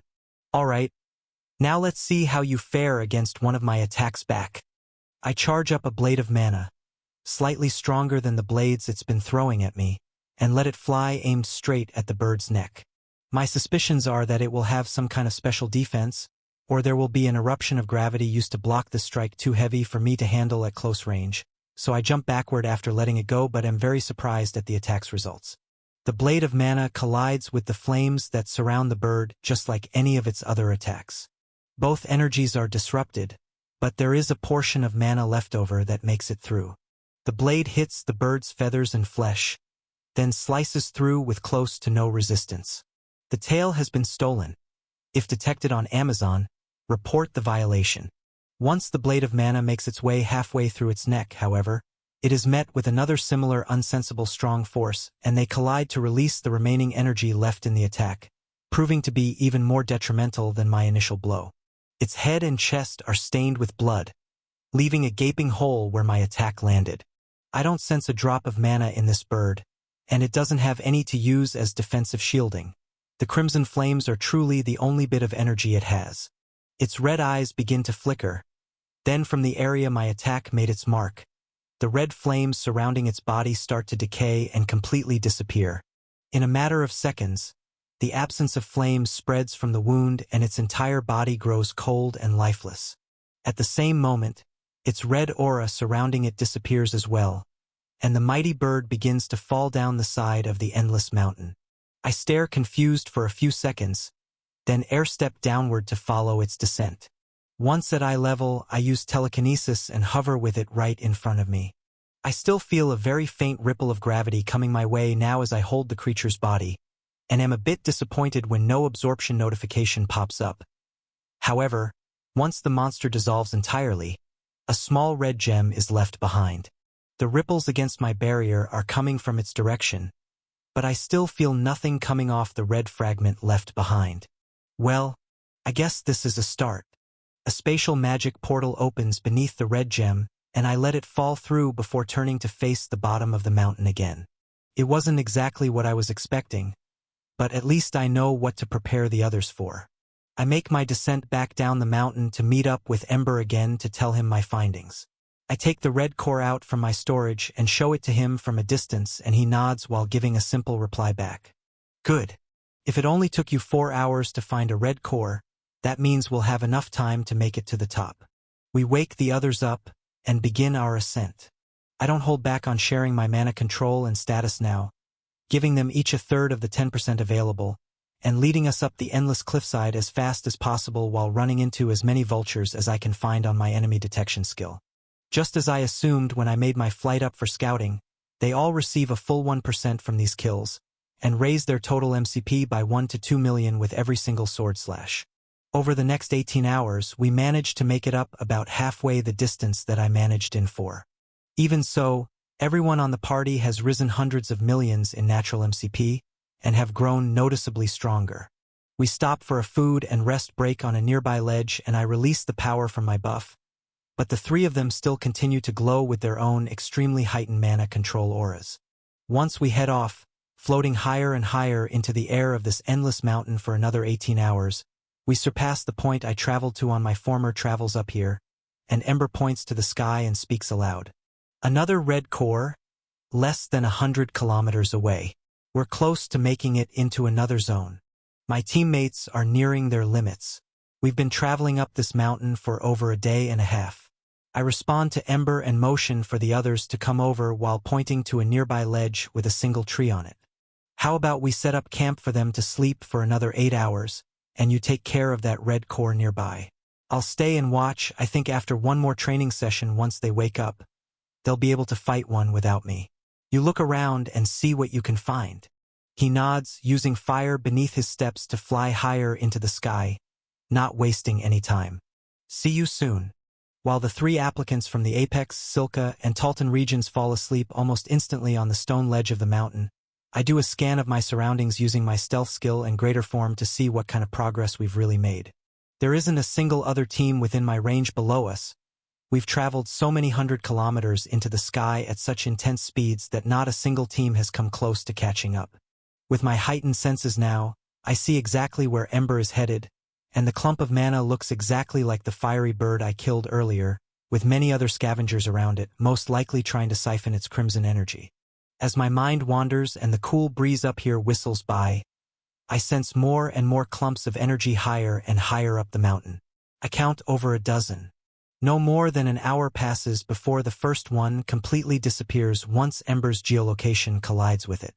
Then in the next hour, 2 more are gone. After hour 3, I sense another 5 vanish. In the 4th hour, 8 more vanish. Then I feel Ember turn around and come flying back down. He only takes 2 hours to make his way back down to meet me by my resting teammates with a wide smile across his face. I was right. The next zone isn't far. He points a finger in the air, and an invisible tear in space opens up similar to the time I watched him show me his divine ring. This time, I feel an immense pressure come off of it and 8 red stones fall out. Catch! I open my spatial magic below them, but raise an eyebrow because that's half of what I remember sensing him kill. As they all disappear into my storage, he takes a step back and speaks again. They'll be asleep for a few more hours, so we might as well start preparing now. If you want to become strong enough in time to face the higher zones, I suggest you follow my lead. Another tear in space opens right above Ember's right hand and a single red stone comes out, hovering in place as he stares forward and waits for me to do the same. Chapter 557. Ember grins. I'm going to need to borrow that self-regeneration skill of yours. This would be quite painful without it. I activate my buff and give him access to this mythic grade skill. Then the imagery of Trax losing control of his body and power flashes through my mind as I watch the red gem float above Ember's hand. Is this really safe to do here? The gem slowly spins above his palm, and I feel small portions of his true mana control vibrate out from his barrier the closer it falls toward him. And what about concealing our presence? If you're about to do what I think, won't this leave us without any way of hiding our true power once we return? The ripples get more intense, and waves of dense mana and even Ember's soul energy start to become visible to my senses as he brings the gem even closer while responding. Possibly. However, possibly not. Absorbing a single stone will decay our barriers, but we can conceal our mana control with chi from your new friends. He points to the 3 sleeping teammates on the cliffside nearby, then looks up toward the sky and continues. If we make it to the top of the construct, there's a good chance I can broker a deal with its creator to get us a better limiter. If not, we'll be strong enough to handle deceiving those A-class hunters by the time we're done here. They're only red cores themselves. I raise an eyebrow. Hey, this is a lot to drop on me all at once. This creator, whatever made this realm, is still here? And the A-class hunters at the association can wield divine energy? Is that why they didn't practically explode from eating those stones? Ember smirks. Right? Eating those fragments to power the rift wasn't necessary. It was just a show. Ember's gaze wanders the sky again, then comes back down to meet mine. As for if the creator is still here, I don't know. The construct patterns are familiar, but they're very old. We'll have to climb higher. I can't see the top yet. If you'd like to take a glimpse into the divine realm, follow my lead. I can't answer all your questions by simply explaining them. You'll have to see the truth for yourself. He grins and drops the red core into his mouth. It disappears, and I feel dense waves of energy hit my barrier while the same crimson light I witnessed in the fiery bird glows in his eyes. An aura grows around his body, just the same as the flaming scavenger birds did. The vitals on my Rising Emperor's domain interface are pretty interesting to watch. His health bar slowly trickles down. Then his mana starts to fall after as the self-regeneration skill kicks in and heals him slowly. The red aura around him continues to expand, and I watch with curiosity for a full minute before the light begins to subside and the red glow from his eyes fades. We're left both floating in the sky just as we were before, but now his limiter is completely gone and shattered. The only thing left blocking his mana control is a new barrier of pure chi. Other than the usage of mana from the use of self-regeneration, he's completely fine and unaltered. Your turn. While nothing seems to be wrong with him, the thought of breaking the limiter that kept those with soul energy awakened unaware of my power isn't a very logical move. The A-class guards aren't what I'm worried about. It's more so about those yellow golden eyes I felt peer down on me during my match, and the unknown of what else was inside the Apex region's black box that I wasn't able to sense. Find this and other great novels on the author's preferred platform. Support original creators. Ever since these divine fragments showed up, and especially since we entered this rift, Ember has been acting extremely strange. He'd normally want to keep our presence completely hidden as well, but for whatever reason, the reward from using this energy right now highly outweighs the risks in his mind. I'm unsure what this reward may be, but it's clear there's only one way to find out. I let out a sigh and let one of the red gems fall from my storage into my palm, letting extremely strong rippling waves of energy disrupt my limiter on contact. Then, I toss the crystal into my open mouth, swallow, and prepare for the worst. For a split second, nothing happens. Then, the sound of high-pitched bells ringing gets louder and louder in my ears, while a strong wave-like pressure expands from my chest. My vision turns completely red, and the limiter that rests millimeters over my skin starts to vibrate at faster and faster speeds until it shatters completely. Every cell of my body begins to heat up, and it feels like my flesh is melting from the inside out from a million different individual sources. Immediately, I activate my self-regeneration skill on full blast to feel myself healing just as fast as I'm burning alive. I try to look around, but my eyes see nothing but the vague outline of a mountain to my right and Ember's form to my left, watching with his arms crossed from a distance. It may be painful, but none of my survival instincts scream at me to make it stop. Surprisingly, every sign from my subconscious mind is telling me to stop regenerating myself altogether, but I don't give in to the odd thoughts. Every second that passes turns my vision more red, but the outlines grow sharper. After about half a minute, I become very used to the feeling of my whole body being burned constantly from the inside out and take a breath of air while trying to make sense of what's happening. I activate my all-seeing eye and use my buffs to enhance my vision and perception. With it, the burning sensation throughout my whole body increases by staggering degrees as well. I feel the majority of the heat move toward my head and eyes as the crimson energy seeps into the very fabric of my all-seeing eye's skill and enhances it in ways I wasn't aware were even possible. In an instant, I can see again with clarity beyond anything I've ever experienced before. It's like I've always been blind but never knew it. I stare down at my hands and see shimmering red threads moving through them, moving above and below my skin, eating away at my blood, muscles, and even bones while my skill rebuilds them. The shimmering threads all lead back to my chest. Inside, I see my heart, a small white sphere full of dense mana and chi, 2 black demon cores, and now, sitting in the center of all of them, pumping out red fabrics of glistening energy, the faint pink outline of a translucent core, just like the jaguars and weaker scavenger birds had below me. I can feel my heartbeat, blood flow, and see my own breath making small disruptions in the air. My gaze turns upward, and I see Ember watching me with a grin. Faint traces of the red lines flicker all throughout his being as well, and a small translucent core has begun to form in his chest too. However, in the center of his, there is a faint spark of gold and silver glimmering light that mine lacks. The more I try to concentrate on this anomaly in his body, the harder it is to see. It's like my mind pushes my eyes away from it. My gaze turns upward, and my eyes widen as I begin to see what Ember has been staring at this whole time. The sky is made of what looks like an infinite amount of intricately woven purple threads. They're all made of the same energy that rings with the pitch of a beautiful bell. I turn my head side to side, and it's all I see. All of the energy flowing from the deep purple strands leads back to a single source, and it's up in the sky. I can't tell exactly where or how high, but I know the source is up there. For as far as my vision can go, more and more shimmering purple strands create the world I'm floating in. I turn to the mountain next to me and my eyes widen more, as it too is made completely out of beautiful flowing purple strands of vibrating divine energy. I float over to the wall with an outstretched hand to try and look deeper into the strands. However, the sound of bells in my ears begins to get softer the closer I get. At the same time, the thickness of the red strands in my arms and legs decreases, and the hot energy surrounding my eyes fades away.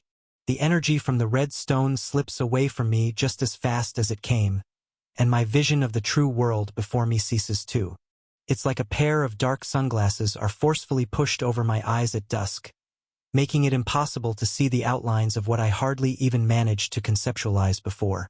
My normal vision returns to me, leaving my hand to press against the stone wall of the mountain, and I can't make out the difference of this cliff to a normal rock I'd find out in the desert of Sector 2. A shiver runs through my body, and I feel cold like I'm missing a part of myself. The only thing I can think of doing right now is immediately eating another red fragment to get the warm sensation I just felt back. Just as I reach into my item storage to pull out another, Ember's voice brings me back to my senses. Chapter 558. Not yet. You're not ready for another one. Give it an hour or two. I drop the red fragment back into my storage and speak back to him while staring at the rock wall in front of me that is no longer made up of millions of violet ethereal strands. What was that? I could see it. Everything. I could see everything. Ember turns toward me with a curious gaze. So you could see it? It must be that perception skill of yours, impressive. That saves me from doing a lot of explaining. Both of us stare up toward the sky for a moment, but after a few seconds, I realize my body is still being torn apart from the inside by the leftover threads of red energy. It's nowhere near as intense as it was when I first swallowed the gem, but it is still using up a large amount of mana for my self-regeneration skill to heal. I sense that Ember's body is also going through the same violent breakdown and repair process too. He's plundering mana from a very large diameter around us in the air, as not much is needed to continue the healing process. Over the next hour, the red threads within me completely fade away, and Ember explains a few things about the fragments that make far more sense to me now that I've eaten one myself. The energy that we're absorbing doesn't usually exist in the form it's taking right now. The red gems are a crude manifestation of what pure divine energy really is. This entire simulated world we stand in is a mere construct for challengers like myself to comprehend the complexity of this unique energy. The red, orange, and yellow crystals that were shown in that recording before we entered this realm are all fragments of a single stream of energy, divided into visible and malleable parts for those that want to participate in this trial to absorb with more ease than the higher density raw energy itself. Ember hints that there are more than just these three, but he isn't sure if a physical construct like this one will be able to create them. On top of that, we're both not sure how the monsters that roam this realm have made their way in here, but the more I think about it, the more likely it's all part of the Creator's test. After another hour goes by, the burning completely stops. However, it does feel as if I've just had an all-out battle for the last 2 hours. While I only consume tens of thousands of MP to heal myself, it almost feels like I've exhausted hundreds of millions worth of MP in attacks and constant buffs. Is it going to be this energy exhausting every time? Ember nods and grins. Oh, it'll only get worse. However, just like when you began to learn Qi, harnessing a higher level of control with any energy type always increases the effectiveness of the others. I wasn't kidding when I said those 2 A-class hunters won't even be close to our strength level once we're done here. He stares up in the air and lets out a sigh. That reminds me, I believe I figured out why that director is so obsessed with healers. It all factors into why he's having the strongest hunters from the 8 great regions farm fragments for him in a rift that can only be entered once per challenger. He turns back to me, and gears start shifting in my mind. I remember back to the time Trax was healed in the tournament area by the healer tank, and they seemingly switched conditions in an instant, bringing him back to as good as new. Then I reply, he's collecting healers to help him absorb the fragments from this rift. Ember shrugs. That would make sense. Considering how long this rift has been open, it seems to be working quite well for him, but I don't know for how much longer. If you stumble upon this narrative on Amazon, be aware that it has been stolen from Royal Road. Please report it. My head turns toward the cliff as at these words I begin to see my teammates waking up. However, I still reply with a question. Not for long? What do you mean? Ember looks up toward the sky again. Well, there's always a time limit on these sorts of things. He looks over to the cliff where I looked as well, watching the 3 applicants wake up one by one, and continues to respond. Let's just say, I have a hunch the director is sick. He's looking for a cure. From what I can tell, this rift has been forcefully kept open since the Great War. There are traces of challengers to this trial that trace back even far before that. If he wasn't desperate, I doubt he'd have allowed us to enter this place at all. If what Ember is saying here is true, the motives of the Apex Region's director are beginning to make more sense. However, there are so many things left out in Ember's explanation that learning these things only make me feel like I know less than when I started.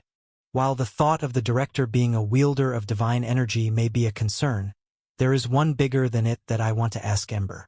The question of who or what is capable of creating a test like this, and if they're here, do we really want to meet them? A familiar white-haired healer's voice interrupts my thoughts. Hey Ray, Emery, we're ready to continue the climb.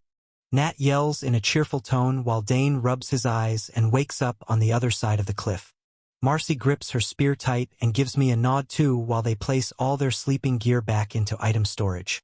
With a smile, Ember and I slowly float over to them and I reply, Yeah, we're ready too. Ember shakes his head. About 2 minutes, then we'll be ready. He pulls another red fragment from thin air, then looks at me and nods. For optimal absorption, we'll be eating one every 1 to 2 hours. There's no point in hiding it now. It would be a waste to wait any longer. He throws the gem in his mouth. Then everyone on the cliffside flinches when his eyes glow crimson. I let out a sigh and do the same, letting the world around me turn into purple ethereal strands once again. My vision turns red too. This time, I know what to expect going into it, and it's a much more enjoyable and controlled experience. I don't waste the first 30 seconds trying to comprehend that every cell of my body is being burned from the inside out. This time, I immediately activate my all-seeing eye and turn to look at the cliff wall. The 3 applicants near the cliff look like very foreign material. There are thin purple threads that flow through them, but it's in no greater density than the air itself. I can see through their clothes, skin, muscles, bones, deep into their mana cores, and right through them without even having to try. All of the layers of reality are shown to me at once, and in this instant, I can process everything I see equally as fast like it is just normal sight. Their figures are interesting for a moment, but my attention changes to where I left off last time very quickly. The cliff wall. Glistening threads of purple light make up its surface, and when I place my hand against the wall, the millions of red shimmering threads that make up my hand begin to vibrate and ring with their own high-pitched frequencies. Individual tendrils of the energies mix and weave together, while others just drift by each other. When looked at as a whole, however, the 2 main masses of purple and red energy slightly repel each other more and more the closer the gap between them gets. It appears as if my palm is pressing against the purple wall, but there is an ever-narrowing gap that I cannot seem to close. I'm mesmerized by this phenomenon, staring into the void between my hand and the cliff until the ringing bells fade away and reality flashes back to me, robbing my eyes of their true sight. The flooding feeling of warmth leaving my body, and the yearning to be whole again hits me even harder than last time, but I just ramp up the effects of my self-regeneration skill and bear through it. I take a few deep breaths, then turn back to my teammates. I see them staring back at me with wide eyes and shocked expressions. Marcy is the first to speak up. You already farmed some of the stones while we slept. It seems they have other uses than just getting points. Nat is especially shocked, as it looks like she knows a little more about these than the others. How did you do that? I've only seen the Apex Hunters manage to take one of those without collapsing from exhaustion. Then Dane smiles ear to ear. What does it do? Can I try? Ember smirks while flying over and shaking his head while pulling out a fragment from thin air. If you eat one of these right now, I guarantee you'll be burned to a crisp from the inside out and explode into millions of pieces before you even know what's going on. Even if you decide not to, it's better not to hold on to them with your bare hands for too long. His eyes widen and his outreached hand quickly retracts. Really? I roll my eyes and chuckle, then think about the physical toll on my body the fragment takes even with these constant healing skills activated I'm using even now to recover. Yeah, probably. But he could have phrased it better. Then, shake my head and point upward. Anyway, come on, let's go. It'll probably take us another day to get up to the altitude where you can farm them yourselves. None of you are strong enough for these stones. Don't even think about eating one. Even once we make it up there, these are points for the exam stage, don't try to absorb them. I start to float upward, speeding up my ascent to set a pace. Ember follows and shrugs, putting the fragment back into his invisible storage. Yeah, right, that's basically what I said too. Chapter 559. We continue climbing the massive mountain together. The monsters up this high make gaining hundreds of millions of MCP fairly easy for my teammates over the next 24 hours. Their controls rise to the point where they begin needing far less food and rest. In just a few days, I've managed to bring them from barely passing the B-class exams alone to rivaling the mana control of the Apex region's elite applicants. At this point, they're all thoroughly convinced that there is something not quite right about us, the two random applicants from the Bedrock region. While most applicants from this region should have barely made it into the top 30, we're effortlessly carrying them through the exams. Neither of us have eaten, slept, or shown any signs of fatigue in the days we've been together. On top of that, Ember and I absorb all of the red fragments in our possession. He even leaves our group to go up and farm more while I stay in range of the three teammates to keep their absorption skill activated. Occasional questions are asked, but they soon realize whatever is going on here is not something I plan on explaining to them anytime soon. Our ascent upward gets faster and faster the more they grow, and they accept the silent partnership and the decades' worth of power gifted to them in just a matter of days. While each of them surpasses 1 billion MCP in their natural mana control, I consume 13 more fragments, bringing my total up to 15. Every time I do, the crystallization of a crimson gem in my chest gets brighter and brighter. On top of that, more and more threads of red energy are left behind trailing from the core every time I stop. I have to continuously regenerate my flesh at more extreme rates as the burning sensation never really goes away now. Just as Ember said before, it only gets worse. The more the crystal clear core saturates with red threads, the hotter and more constant this burning becomes. It gets to the point where even after the initial surge of energy passes, I'm able to imbue small portions of red essence into my skills and enhance their innate qualities. I test out throwing mana blades at a few monsters as we travel upward and let the red energy flow into them. I still don't sense them being different in any way. It just feels as if the building blocks of the mana and chi being used in the techniques I'm activating are far more consolidated. The structure of the attacks is more rooted in reality. Tendrils of the red threads spread throughout the crescents of mana, imbuing themselves deep into the attacks and spreading through the air they're traveling through as well. It gives off the visual feedback of the attack being stronger, however, the same exact amount of mana is being used. The more I look at these attacks that I throw, it's like reality itself is bending and weaving itself throughout the energy released to make a deeper impact on the objects it hits. My mind bends to try and comprehend the phenomenon. No extra energy is being used, it's just that the presence of these red threads makes the mass and air around the attacks more susceptible to getting hit. It makes the most sense in the minute or so of clarity that I get when absorbing a fragment, but floods away and leaves me in my thoughts afterward wondering how it works. Every time I use the divine power, portions of the red threads leave my body, and I visualize the birds I faced earlier with cores that haven't fully formed yet either. They would run out of the red energy surrounding them if they used it up completely. Despite this, I still test out other skills than just my attacks every once in a while. This includes my enemy detection and all-seeing eye in my greater form. Doing so, I can perceive the top of the mountain and the beginning of a new zone that Ember mentioned earlier. In addition to this, I can directly see the presence of other dense red cores when I use the threads of energy to boost my vision. They don't appear in my mind as energy, more like other ripples or disturbances in space. Eventually, we come across another awakened bird as a team. Ember and I stand back this time and let Nat, Dane, and Marcy handle it alone. I even deactivate my shared stats and mana control buff to see how they'll fare with their own power alone. The red core awakened I find for them has the remnants of a wind magic element, showing flowing red energy around its wind and sending blades of blood-red wind at all of us from a distance.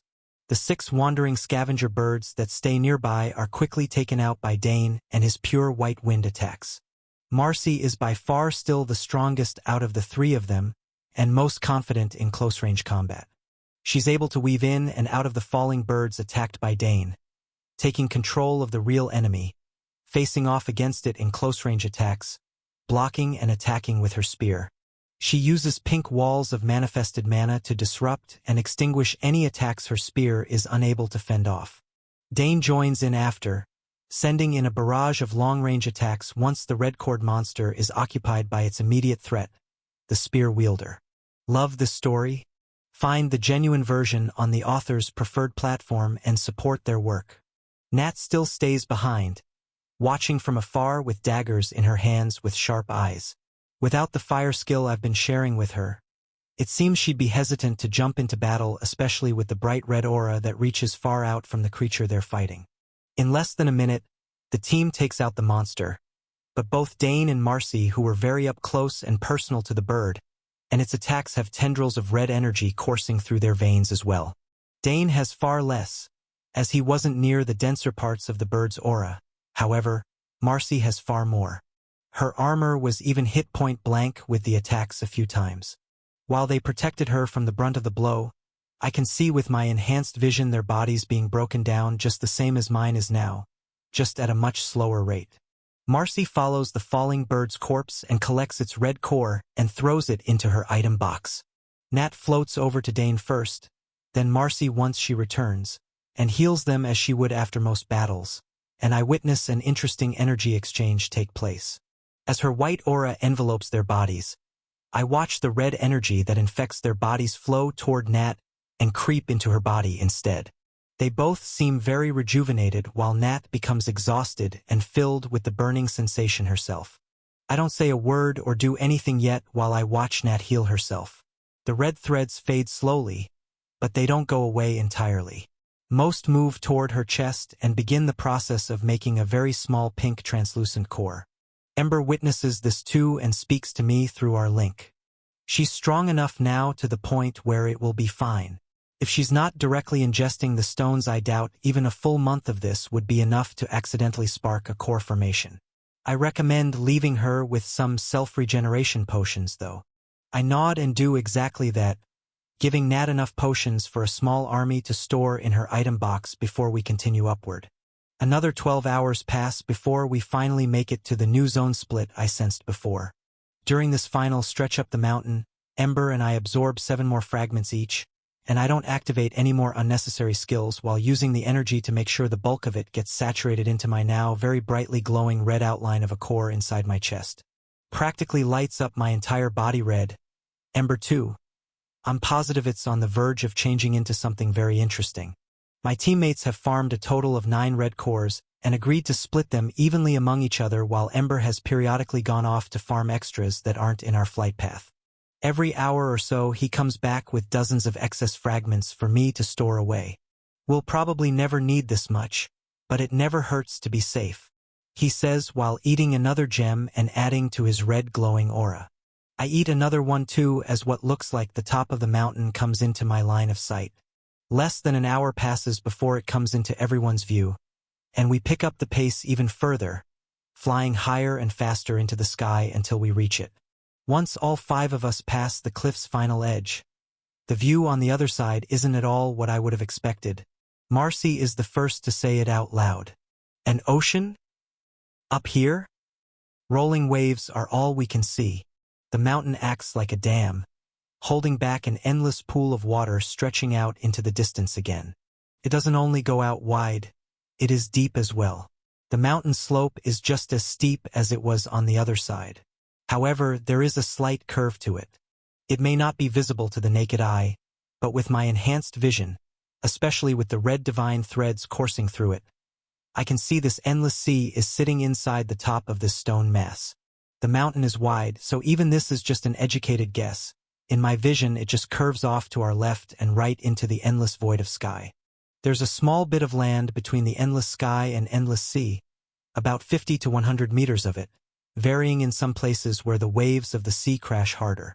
Small shrubs and trees grow on this long curved piece of land. We all float down onto it to take a break, and Ember speaks through our link once we land. Our best course of action now is to finish absorbing these stones. Then leave your teammates here while we take on the next zone. Without a consolidated red core, it would be nearly impossible to bring their mana control to heights to the point where they could take on monsters that can wield orange cores. I relay the message to my teammates while they set up their base camp. I create another teleport platform here too, covering it with a stealth barrier and earth magic, while handing out teleport crystals and keeping some for myself. During this process, a few fully awakened red core birds find us at the top of the mountain, and I watch them take it out with ease and return. I speak up while crossing my arms and standing with Ember at the edge of the endless sea. I've given you all enough power to handle anything that comes your way at this altitude. On top of that, you all have quite the head start against any other teams that make their way this far. I can only think of two, the Apex Region's elites, and some of the higher skilled Vice and Viridian applicants. Do as you wish with them when the time comes. If for any reason you can't handle fighting them, use the 2 teleport platforms I made for you to retreat and come back up here if needed. Marcy nods, looking at me with her arms crossed and a satisfied look on her face.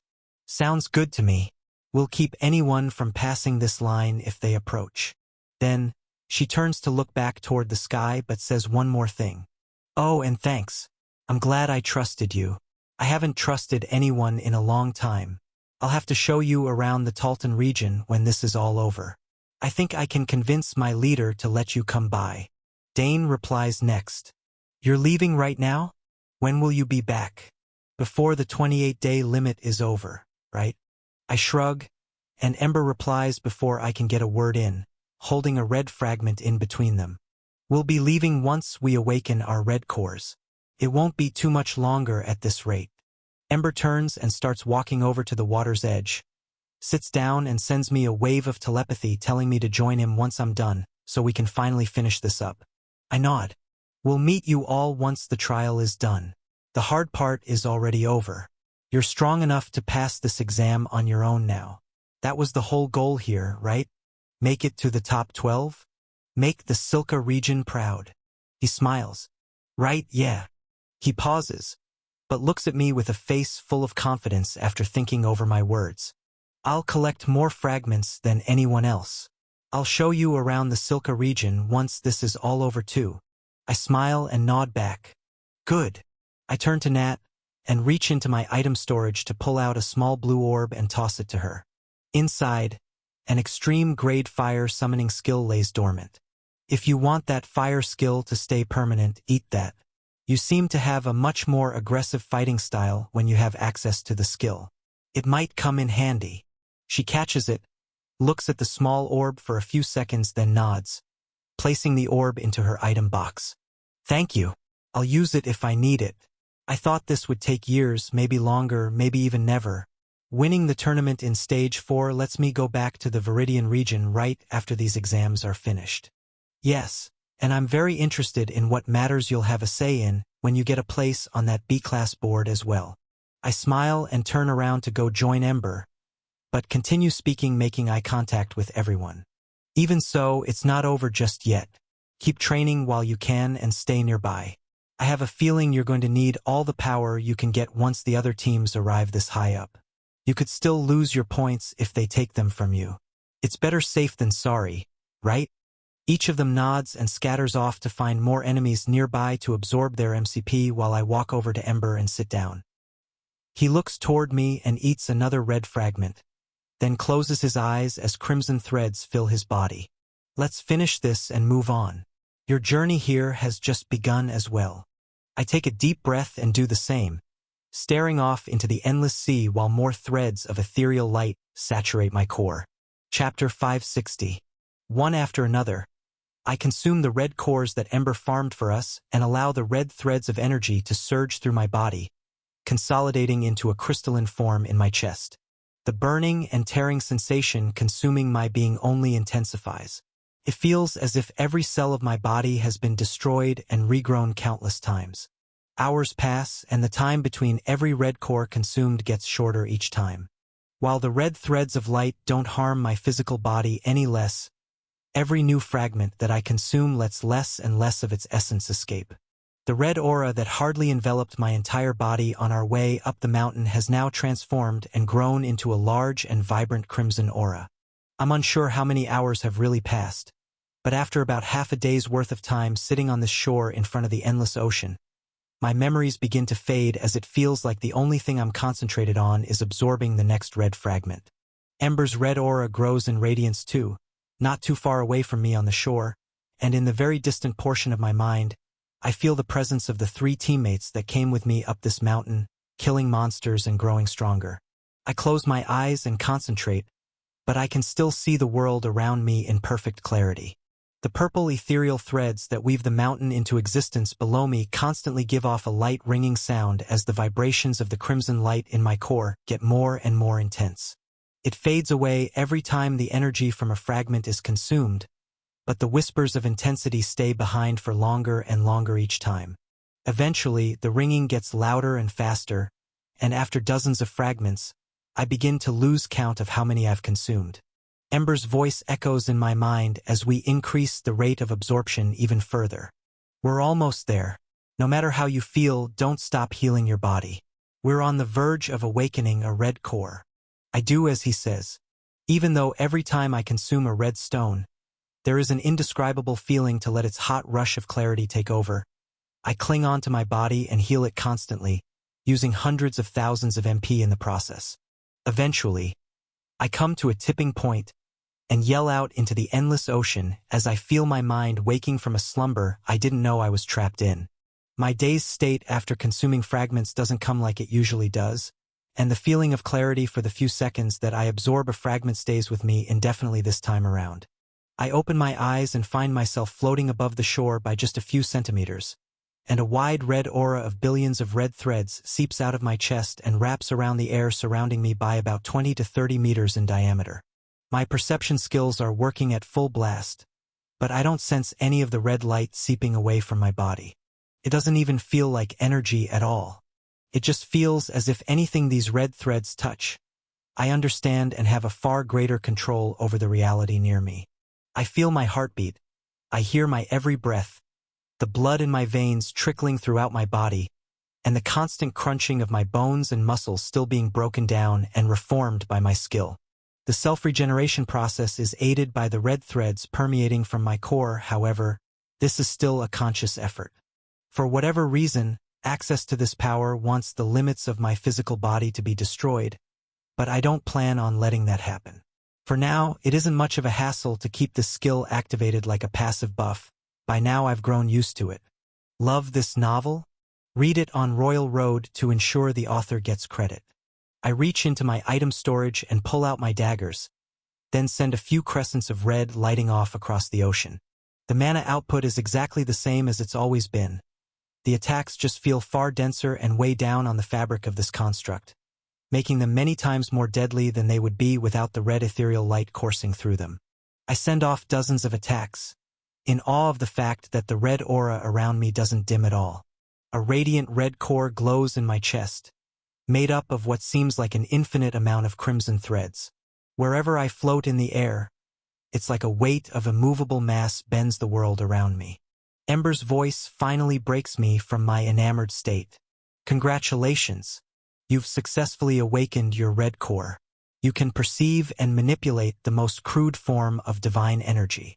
How does it feel? I raise my gaze to Ember. He floats before me with a radiant red core as well. The fabric of reality within this construct bends around his aura just the same. My perception skill is still heightened to its highest degree, and our auras overlap, giving me a glimpse into his core once again. It is nearly identical to mine, having what seems like infinite threads of red light within it. However, I see the golden and silver sparks in its center for a fraction of a second before my gaze and mind are pushed away. I nod and turn to the endless ocean and respond. It feels incredible, like my eyes are finally open. The world around me bends to my wishes. It's like nothing I've ever felt. He smiles and points out into the great sea. Good. So you've grasped the basics. Let's climb higher so I can teach you how to properly use this power. I turn back to the shore, opening a telepathy link with my teammates that are a few kilometers away hunting beasts to send them a quick and final farewell. Then respond to Ember. Let's go. Without waiting any longer, we both fly off together across the ocean, angling upward toward the direction in which all of the purple threads shimmer and flow. Without having to hold back, we soar upward with speed far surpassing anything shown earlier in this construct. Distance that took us days to cross before is now traveled over in mere hours. Heavy wind currents try to push travelers around in the sky, but both of us slice through these obstacles with radiant red auras, bending through the construct while leaving traces of red threads behind in our wake. We pass hundreds of lost scavenger birds in the skies, and they only grow stronger and stronger the higher up we travel. Some of them possess powerful attacks rivaling that of a 1500 to 1600 hunter, similar to the strength shown by Trax when he consumed a red core and unleashed its raw fury. These birds aimlessly travel the skies, and we hunt them down with ease, collecting storages full to the brim with red cores.